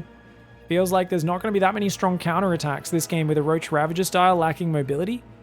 And SOO's all in. It's just Roaches, Ravagers, and Zerglings. He's not upgrading. He's not droning. He is completely all in. The double drop on the left could do big damage, but right now GUMIHO just has to survive. And that left side is looking mighty exposed. There is a tank on the high ground. The factory looking very exposed as well. I'd like to see him repair that factory or lift the factory. One or the other. He's going to lose it. Factory goes down, tank unable to pop out. The Marine counterattack comes in to deny the upgrades. He realizes, wait, those upgrades aren't even wobbling. Does still end up taking out both Evos just in case. GUMIHO thinks, cool, I started 3-3. I'm securing an advantage. But oh god, he tries to counterattack with more Marines thinking SOO was going to back off. You thought SOO was going to hesitate? Mate, we're talking about SOO. This man's never thought twice about YOLOing in his life. SOO is a man who sees a ramp with tanks on top of it and says, that's my favorite spot. Army, run up there right now. This man has less chill than the bloody tropical island. I mean, we're talking about a man who literally never backs away from a fight. SOO is the guy, if he thinks I must commit to fight, he will attack into any position. The man is a crazy person. It's the secret to his success. When he's ahead, but it does mean when he's a bit behind like this, he kind of stalls out on a composition that's very stagnant. He's not droning. He's not adding any tech. He's kind of just making Roaches, Ravagers, and Zerglings. And he's waiting for GUMIHO to make mistakes. Now, GUMIHO has made things harder for himself than he needed to by basically focusing on doing damage to SOO when you do not need to do damage to SOO. You just need to survive, and you should be able to defend. That tank on the left is massive. Marines do take a few biles there. A little sloppy on the Marine micro, but oh man, the Roaches and Ravagers actually doing pretty well. 2-2 is done though. Biles are landing nicely, but the Marines, nice firepower. 4th base goes down for SOO. He loses his queens and his drones there. New tank in the natural is going to help him defend. 4th base still has a tank on the high ground as well. He does not want to move into these tank ranges, guys. You see these little white dots, these tank rings. Whenever he moves in vision of that, they take big, big, big shots. A lot of those Ravagers are very weak. GUMIHO's going to move out there and try to defend. GUMIHO is up 14 workers. He's going to be up 4 upgrades in about a minute when his 3-3 finishes, but he doesn't even need to get there because he pulls the boys, surrounds the Ravagers, and stims them down. Mass Mule dropping as well. The income tab very even. Oh, wait a second. I'm sorry. Did I just say the income tab was very even? These guys are going to have something to say about that. Watch those numbers climb. Terran. He's like, hello, have you heard about our Lord and Savior Terran? The mule comes to absolve us of our sins. And that, yep, 3,900, 3,800. Basically, you can make 38 Marines times 2 a minute. I'm not good with numbers, guys. I think that's 76 Marines a minute. Am I on the money? Oh, he went above 4K. That's 80 Marines a minute. 80 Marines a minute, ladies and gentlemen. SOO right now has the dregs of an income coming in, and he's just not really able to hang on. He is so outnumbered. He is so outgunned. 3-3, and concussive is about to finish. Oh my god, the upgrades are kicking in now. 4 upgrade advantage. One of these Marines could bench a roach on each of its steroid-infused biceps right now. GUMIHO could absolutely curl a Ravager on each Marauder's arm. Each siege tank could pick up a bloody hatchery and shot put it 30 meters. That was savage. GUMIHO with the comeback. After a very chaotic early game, he gets ahead, and SOO just runs out of steam. All right, guys. GUMIHO in the top right side of the map, going for 2 Rax Reaper this time. SOO going for a very standard hatch gas pool in the bottom left. SOO is on elimination point. That was a really clever opening in the last game, and it's kind of unfortunate that the second wave of Ravager Ling just fell flat with the Banshee, the bunker, and the repair stopping. I think he did show his hand a little bit early with the Roach Ravager, right? I think he probably should have either kept committing harder and just tried to focus down the repairing SCVs with the Roaches, or he should have, you know, waited a little bit to show his hand. But it's kind of a bummer to waste that nice momentum he had at the start and then just get counterattacked the way he did. Pig, who would you say is the best and worst macro amongst top tier pros right now? It's really hard to gauge macro in a vacuum. Basically, we're asking who's the cheesiest. I mean, it depends what you mean by top tier. If we're just talking players who make it into the regionals, some people would say that's not top tier. I would say Bly. Bly doesn't really practice at all. He's still incredibly good and even gave Clem a run for his money. But you got to realize that, like, he just doesn't practice. So his macro is very weak. It was never good to begin with, but it's very weak now. A lot of the guys who are one-trick ponies don't play anymore. You know, the Impacts used to be not the greatest at macro. The Trues were very bad at macro. We've seen him playing some StarCraft 2 versus StarCraft 1, but a lot of the players are just more well-rounded these days. You don't get as many players who are super specialists in one direction, you know? Third hatchery does try to go down. Now, there's a quick Ling speed. He's going to put the creep tumor there. That will spread around the edge a bit, allowing the queens out there. But going out with 1 queen is crazy, because if you go out with 2 queens and all your Zerglings, Reapers jump in the main, kill your drones. But if you only go out with 1 queen, the Reapers will just kill it. Hatchery can tank a fair bit of damage. You can see its hit points are pretty stable. It's 350, now 320, now 300, now 280. Like, it is losing hit points, but Ling speed, 20 seconds. I think he's just going to have to cancel this. If I were him, I'd probably send a drone up here and get ready to take the other hatchery. There's no way you defend this hatchery. The Ling speed will not kick in time, and that's perfectly okay. And the fact that GUMIHO built 4 Reapers, I don't think you care about losing the third, because that command center is quite late. The reactor and tech lab is very late. Third command center into a third barracks comes down for GUMIHO. And I think as SOO, yeah, just retake the hatchery, no worries, and keep building queens, drones, overlords. He's got a lot of overlords building, almost too many. But you know what they say, guys. Building an extra overlord ahead of time like this, 20 supply free. Oh, it's a bit of a big supply gap. That's a slight inefficiency. Getting supply blocked and not being able to actually build drones, spend your lava, that's a very big inefficiency. So it's the lesser of 2 evils right now. Ooh, I like this. Reaper's going to come up and pressure this hatchery. I don't think he's going to kill anything. I think he's just going to annoy SOO. Maybe kill a few Zerglings if they get baited into attacking him, and then he just jumps down the ledge to escape. Ooh! Oh, that queen's taking a lot of damage. Does he get her? No, he doesn't get her. Has to just pull back with the Reapers. Fair enough. Dragon Force, thank you for the sub. Definitely not girls as well. Appreciate it. Ooh. Big thanks to everyone who's been supporting the channel recently, by the way. If you guys are watching this on YouTube, do consider checking out the Patreon. We don't do a lot of Patreon shoutouts. I guess we do sometimes add them in at the end of videos. But definitely check it out down in the description. If you guys can afford a few bucks, check it out. If you can't, don't worry. Content's going to keep staying free as per always. But do appreciate those who've been hopping on and showing the love over there. There's been quite a few new people signing up to it, so big thanks to all of yous. Carapace is on the way very early. That to me normally feels like an all-in, But in this matchup specifically, and especially against a guy with 2 barracks, it just makes sense. You're dealing with a lot of stim marines, a lot of low damage units that shoot very fast. Having carapace, it really helps your queens tank. Your zerglings are going to be way tankier. Your banelings are going to connect a bit easier. And you can always add a second evo chamber a little bit later. So this is just a really nice, like, okay, cool. We've got 2 gases mining, but otherwise it's just 3 minerals, 3 base mineral overflowing. Let's take a 4th base as well would be the only thing. Right now, SOO doesn't have a 4th hatchery. No lair, no 4th hatchery, no second evo, no baneling nest. Hello? SOO is floating a bit of money right now. I guess he's thinking about taking this 4th down the bottom, but it seems like his build order stalled out a little bit here, and I'm kind of wondering why. I think he's expecting like a giant push from GUMIHO.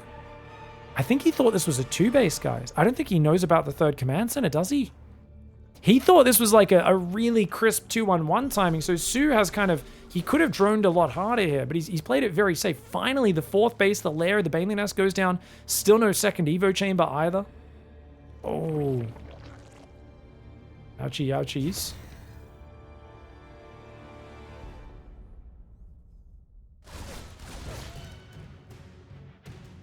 Ooh, Marines clean up a Zergling on the top left as well. 2 more barracks are building. Okay, so this is interesting because GUMIHO's play is like super standard. However, because it's GUMIHO, I have a feeling his next 2 medevacs, he might pick up 2 tanks and actually go for like a dedicated push. Maybe siege the tanks down here. Already, he's kind of moving down the right with a drop. Marines and Reapers are holding the watchtower.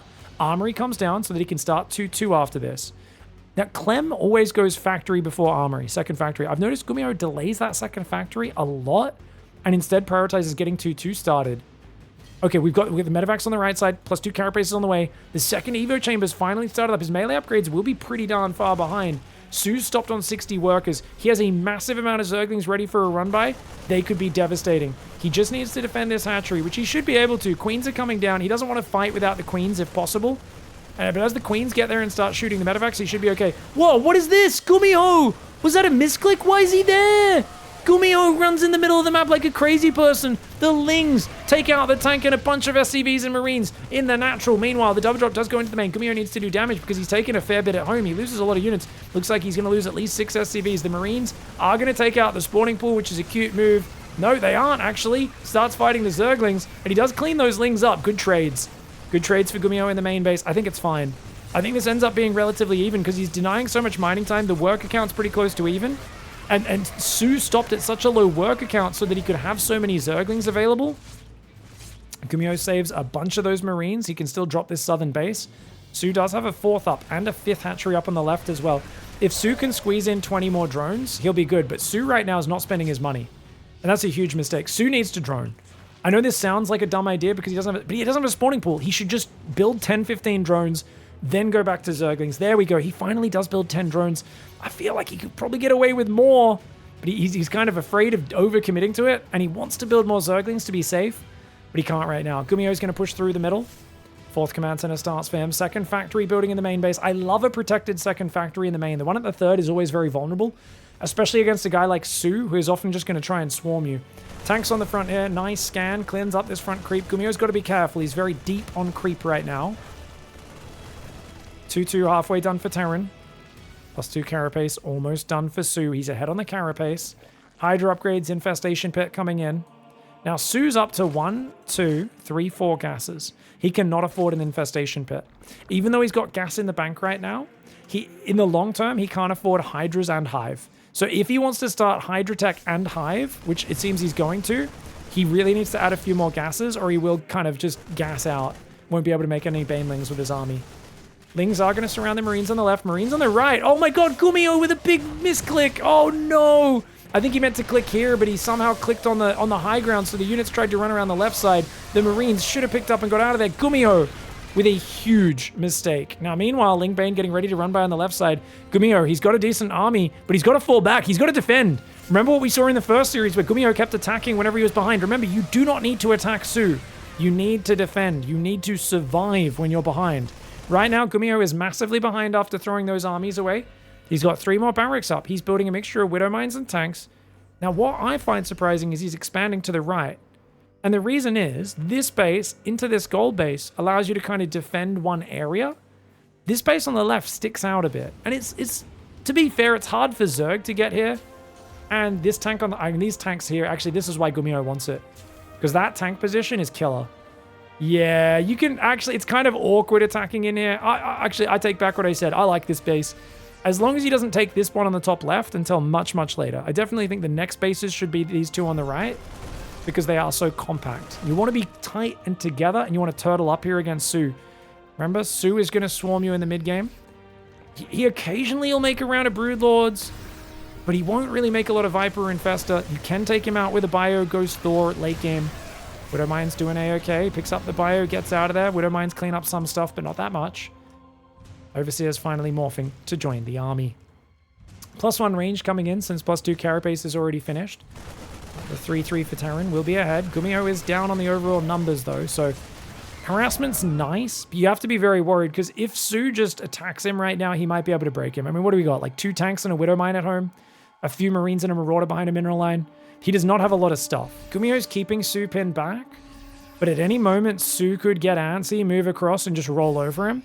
And GUMIHO is not ready for that yet. I feel like GUMIHO, once again, has an offensive stance and mindset in a game where defense and late game is actually his superiority. Now, to be fair, let's play devil's advocate. GUMIHO is not an expert late game player. He's very good in the mid game. He's good in the early late game on these big bio mine armies. We've never seen GUMIHO look as comfortable in the end game as the other Terrans. Even Beyond, I would say, is much more confident managing maxed out, you know, late game Ghost Thor planetary than GUMIHO. GUMIHO usually gets his army kind of caught out of position in those scenarios. We've seen him do it sometimes very well, but he needs complete control over what's happening. This is a wild game, man. 3 command centers building in a Ghost Academy. GUMIHO's going to late game. Lingbane Hydra's in the middle of the map. Not the best positioning to be fighting for Zerg, but he is near the edge of creep. Baneling's actually hit the Marines pretty well.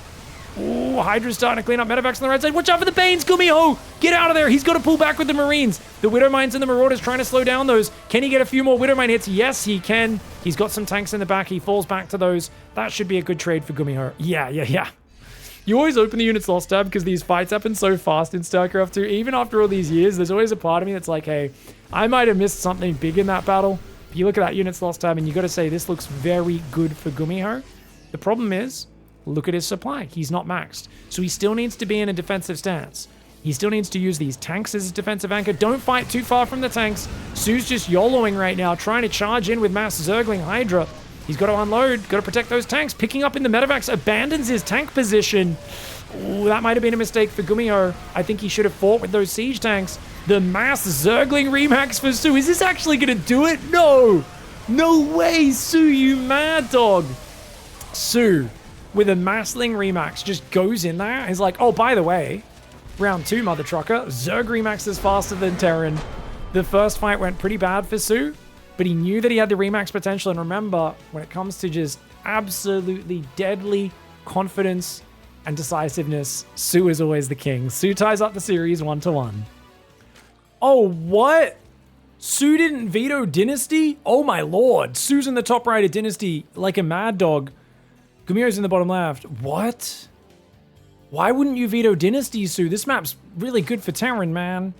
This map's really good for Terran. To be fair, SOO's the kind of guy who can just muscle his way through a match like this.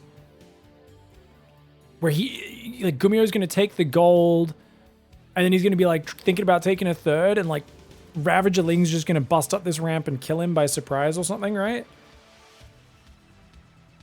SOO's going to expand to the front, which is the right way to do it. You do not want to take this gold as a Zerg. It's so easy for Terran to harass it.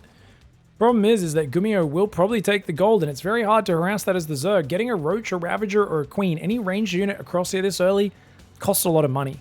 And it's really easy if you only commit to, say, 1 or 2 Roaches. Terran can just deal with that with their normal build, with a quick Banshee or a Cyclone or something like that. So I really wonder what SOO's going to do. Like, what do you have in store for us? 16 workers on minerals. He's just rallying onto gas as they pop out. He's already rallied his natural hatchery there, spread his worker rallies out, which is good. GUMIHO, no scout into command center. Wow. Oh, man.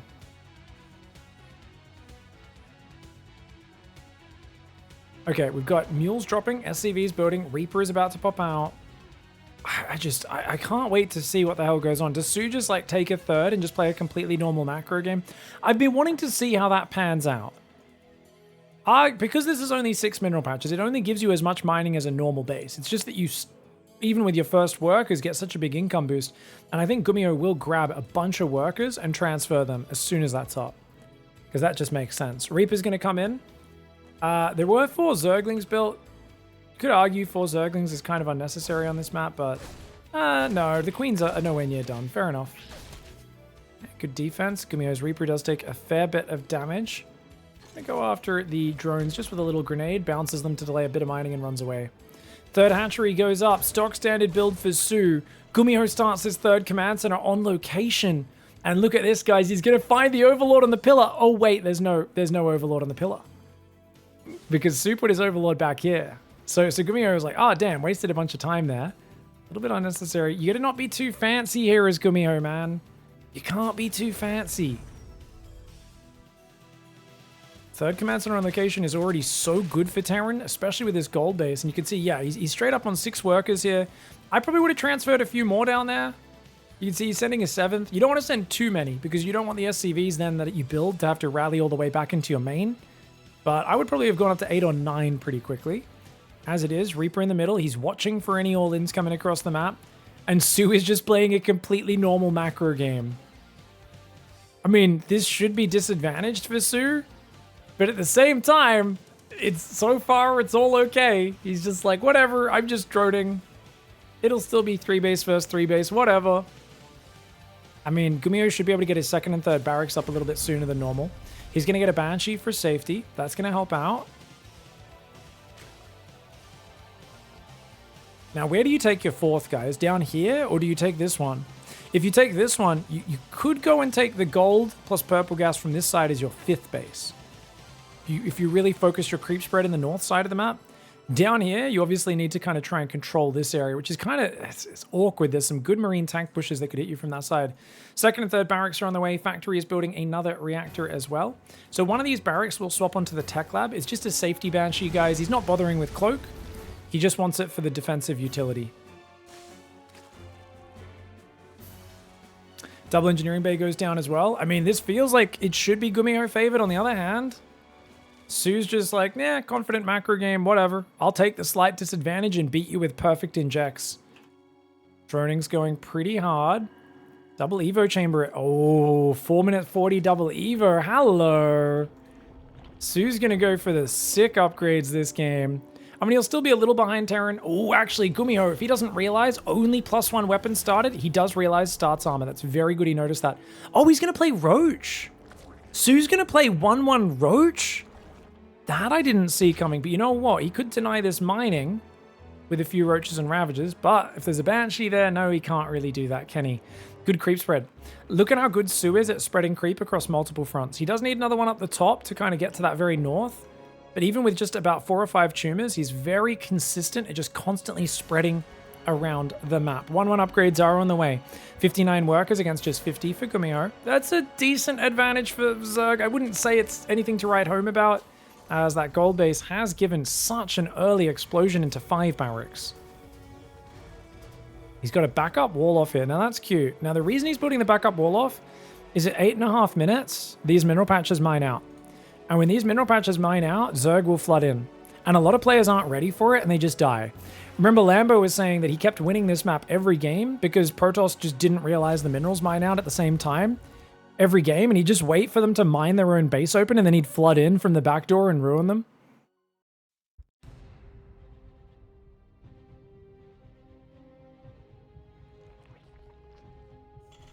Fourth command center on location. GUMIHO is putting the greed out here into Dynasty. Changeling does get shot down as well. I love the Changeling graphics, man. Just kind of dissolves into the ground. 66 drone mass roach ravager. I mean, SOO does not have a lot of progression in this game, guys. It's 6.5 minutes, but there's still no infestation pit against the Terran who's halfway to his 4th base. I mean, GUMIHO just needs to be super turtly right now. He's not building tanks. This is a problem. He was low on gas. He does start up another tank. I really feel like GUMIHO is being so unnecessarily greedy against a Zerg who all-ins almost every game. It can't just be me who's thinking this, right? I feel like everyone plays so greedy against SOO when you just don't need to. He's such an all-in player, man. Did you just cancel another tank? What are we canceling tanks for? You need tank production, mate. You're gonna die. He's got a tank in the middle of the map. Oh, GUMIHO. It's a very passive game. Sometimes Terran players overthink it when they're just like, they're getting away with a greedy macro game. I don't know who wins this game, but my god, that tank. The tank on the high ground. At least he finds out about it. Thankfully, SOO runs away. This base is trying to morph into a planet. He does not need to defend this base. He just needs to survive. I love this tank on the south. Tank in the south gets a shot off. This tank in the north is in a really bad position. GUMIHO needs to get out of here. He should not be fighting right now. GUMIHO fighting in the open. He does not need to defend this base. This makes no this makes no sense. Terrible decision making by GUMIHO. If he wins this game, it is purely off the greed of the start.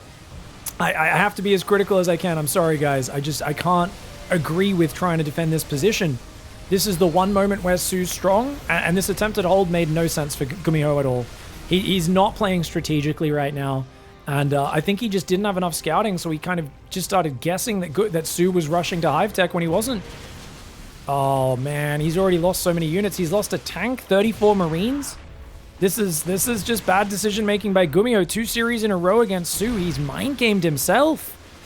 He's had advantages and he's let them slip away. The tanks are going to siege. The Marines looking pretty good. The Biles are landing on that siege tank. One of them did miss, but it's going to go down anyway. The Roach Ravager Queen trying to get it done. And man, this was such an all-in from SOO. 70 drones. Pretty much no mining on his 4th. No 2-2 upgrades. No infestation pet. He had no progression in this game. And GUMIHO absolutely needed to just pull back and gather his forces together. But it's been one of those days, hasn't it? Honestly, it's been one of those days where it has been a little bit sloppy in GSL. I'm not going to mince words. I think all the players played kind of sloppy games except for Hero. I think Hero played a fantastic day. Everyone else had some great moments mixed in with some big doo-doos that just are unfortunate. You know, the pressure gets to you in these tournaments, and SOO's showing he's made of sterner stuff than GUMIHO right now. Just decisively committing to his build orders. He played the most standard 3-base build into 1-1 Roach timing I've ever seen. GUMIHO had all the advantages from the gold base and the CC on the 3rd. And this was, it's a scary push from SOO. It's one that needs to be respected. But fighting in the open at a 4th command center that you do not need is not it. I'll rewind the replay to analyze that a bit more. The Marines are coming out. If GUMIHO gets back in this game, it will be a god tier moment. But, yeah, I mean, he's playing on pretty hard difficulty right now. He does have 2-2 against 1-1. Dude, if GUMIHO brings it back, it would be sick. 4 commands, he's going to go straight for the planetary again. The Mad Dog. I think that could be 1 space to the left. You want that as far to the left as possible so your tanks can cover it. Tanks are out here. That command center is definitely not placed correctly. Oh, man, there's creep on the doorstep. We don't want tanks. Why are his tanks out here? His tanks should be back there. Yeah, this is bad tank positioning for GUMIHO, guys. Look, they're going to get biled. The moment SOO moves forward, he's biling this tank. This is going to be so easy. SOO sees this entire army right now. That changeling, yep, biles the tank. Oh, this is easy cleanup on these tanks for SOO. Another tank gets biled. That being said, GUMIHO does have sick upgrades. 3 3s on the way. GUMIHO out in the open. SOO's going to try and overwhelm him right now. The Marines, with their upgrade advantage, looking pretty slick. The planetary kicks in. Oh, SOO wedges himself between a tank and a planetary place. Dude, that fight was sick. GUMIHO crushes the Roach Ravager there. When he saw the planetary finish and still decided to fight, that was the most SOO moment of SOO moments. That was a, I'm down 2 upgrades. Cramming into a choke point. The planetary kicks in and he's like, we're already in the hole. We're gonna dig deeper. What's the saying in when you find yourself in a hole, quit digging, right? I can hear that in Sean Bean's voice as I've been playing too much Civ 6 over the last few months. Roach Ravager on the front. It's 2-2 against 2-2 right now. Tank on the left and the planetary really helping out. No way. SOO, I don't think SOO's fighting correctly right now. He's got no transition though. Those biles do land. Guys, SOO, if he goes around the left and attacks the natural, this is great. But remember what I said earlier today? SOO's famous for headbutting the same angle repeatedly. He's got to attack a different angle. Why is GUMIHO picking up? The last thing you need to do is pick up. You need to fight right now and just defend and survive. Biles on the tank does go down, and Medevac falls as well. The Roach Ravager pushing into a choke point. The tank shots are pretty big. The Marine Marauder with 3-3 against 2-2 are killing it right now. GUMIHO might be able to hold on in this game. Another tank goes down, but Biles is spread across the front line so very well. And I think right now it seems like SOO's keeping his supply low enough. SOO does not have a melee upgrade. He doesn't have a hive. He does have a 5th base on the gold himself. As long as SOO, I think SOO's whole mindset here is I can trade like arse because you just like aren't going to be able to keep up with me. Problem is that is a 4th base. This is not a 3-base Terran. It is a 4-base Terran. GUMIHO going for a counterattack is so unnecessary right now. I understand the thought process to go and like buy some time, but if he got hit on the front right now, he would lose all of his tanks so very quickly. And you know he forces the pickup. SOO might just pounce. He might just jump on this. There's so few units at home. GUMIHO trying to counterattack. This is crazy. Oh man, yeah, this is what I'm saying. The moment you abandon your tanks, of course he's going to jump on you. SOO's not stupid, mate. And all 3 tanks go down instantly. Big mistake strategically here for GUMIHO yet again. And despite having the upgrade advantage and a path to potentially recover this game, I think by just sending way too much of his bio out, not defending his base, he made a crucial mistake for the 2nd time in this game. And that Roach Ravager army, there's no transition. Obviously, GUMIHO's afraid of a Broodlord transition. He's afraid of just sitting there and then dying to like Broods or Vipers or something like that. That's not happening though, it's SOO. SOO loves to sit on lair tech and just hammer at you with basic armies. And if you set up a strong defensive position, he will attack into it. He's proven this thousands of times over the years of his career. It's one of the big things that lost him so many grand finals is his opponents would knuckle down and defend, and he would attack into their defensive position repeatedly. Because yes, he's doggedly decisive, but he's also doggedly stubborn. He will commit to fights that are not good. GUMIHO is giving him openings though for those fights to become good. I mean, good multi-prong harassment for GUMIHO. But look at the supply now. After losing that 4th base, he's down in the dumps. Units lost have 6,000 resources in favor of GUMIHO. It's 3-3 versus 2-2. SOO has no progression on his tech or his economy right now. Problem is that GUMIHO's a 3-base Terran, and a 3-base Terran can't do nothing about that. Those Marauders get picked off. And GUMIHO's just on mass 3-3 bio. SOO's got the numbers. Up 40 army supply, continuing to grow. While GUMIHO on 27 workers is out of gas. Single Marine Marauder drop on the north side of the map. That's a good play. I do like this tank here, by the way. Just doesn't quite have vision. But it will be able to deflect these roaches on the right side. Bio armies up here. Watch out for the Ravagers. SOO's got the numbers. 0 hesitancy. He knows he can just dive on top. 2 upgrade advantage doesn't make up for being down 50 army supply. The bio trying to pull back down that ramp, trying to micro as best he can. The Marine Marauder on that side will be able to deny the hatchery, which is nice. But can he even defend at home? I don't think so. He's got almost nothing at home. His income is just so low. Scans the bottom and he's like, oh, maybe I can do this. GUMIHO's thinking like, hey, your economy is not very big. Problem is SOO's had a big enough economy for such a long time that it might not matter. Mass drop on this side of the map. SCVs will pull to the high ground. Where is the rest of the army? Looks like he's rallied over there to the right side of his base, which is kind of cute. I like the drop on the high ground. He can fight a few of these units at a time. You gotta spread against the Biles. The Biles landing on the medevacs, but not really killing anything. The Ravages are actually going down. The drop fighting some value, dude. Do I dare believe in GUMIHO and his Doom drop? I don't think so. I think he's still in a very bad spot. These guys are so damaged. The medevacs are starting to fall to the Queens. And that looks like as the army comes back, can he even get out of here? I like the focus on the Spore that allows the medevacs in, but look at that Queen. She's going to be doing damage. Another medevac goes down. Oh, another 2 medevacs get biled, and that's going to be that, man. Damn. I really need to break this one down again, guys, because SOO did not hide what he was doing in this game, but GUMIHO just left himself wide open for it and did not play safe in this match. Cost him big time. And it's unfortunate because GUMIHO is normally a very clever play preparation-wise, but his anti-SOO strategies have really not been tailored for the opponent. It feels like he's been playing into SOO's hands on a strategic level, and I've always said that like Maru is absolute kryptonite to SOO because Maru is very good at just locking things down and playing purely defensively, but some Terran players just seem incapable of being able to do that, and that's always been Maru's special sauce is if I'm behind, I'll just turtle and just set up that killer like row of bunkers and tanks, and I'll have my units pre-spread and I will just survive. And it is such a good move against SOO. It's worked many, many times over the years.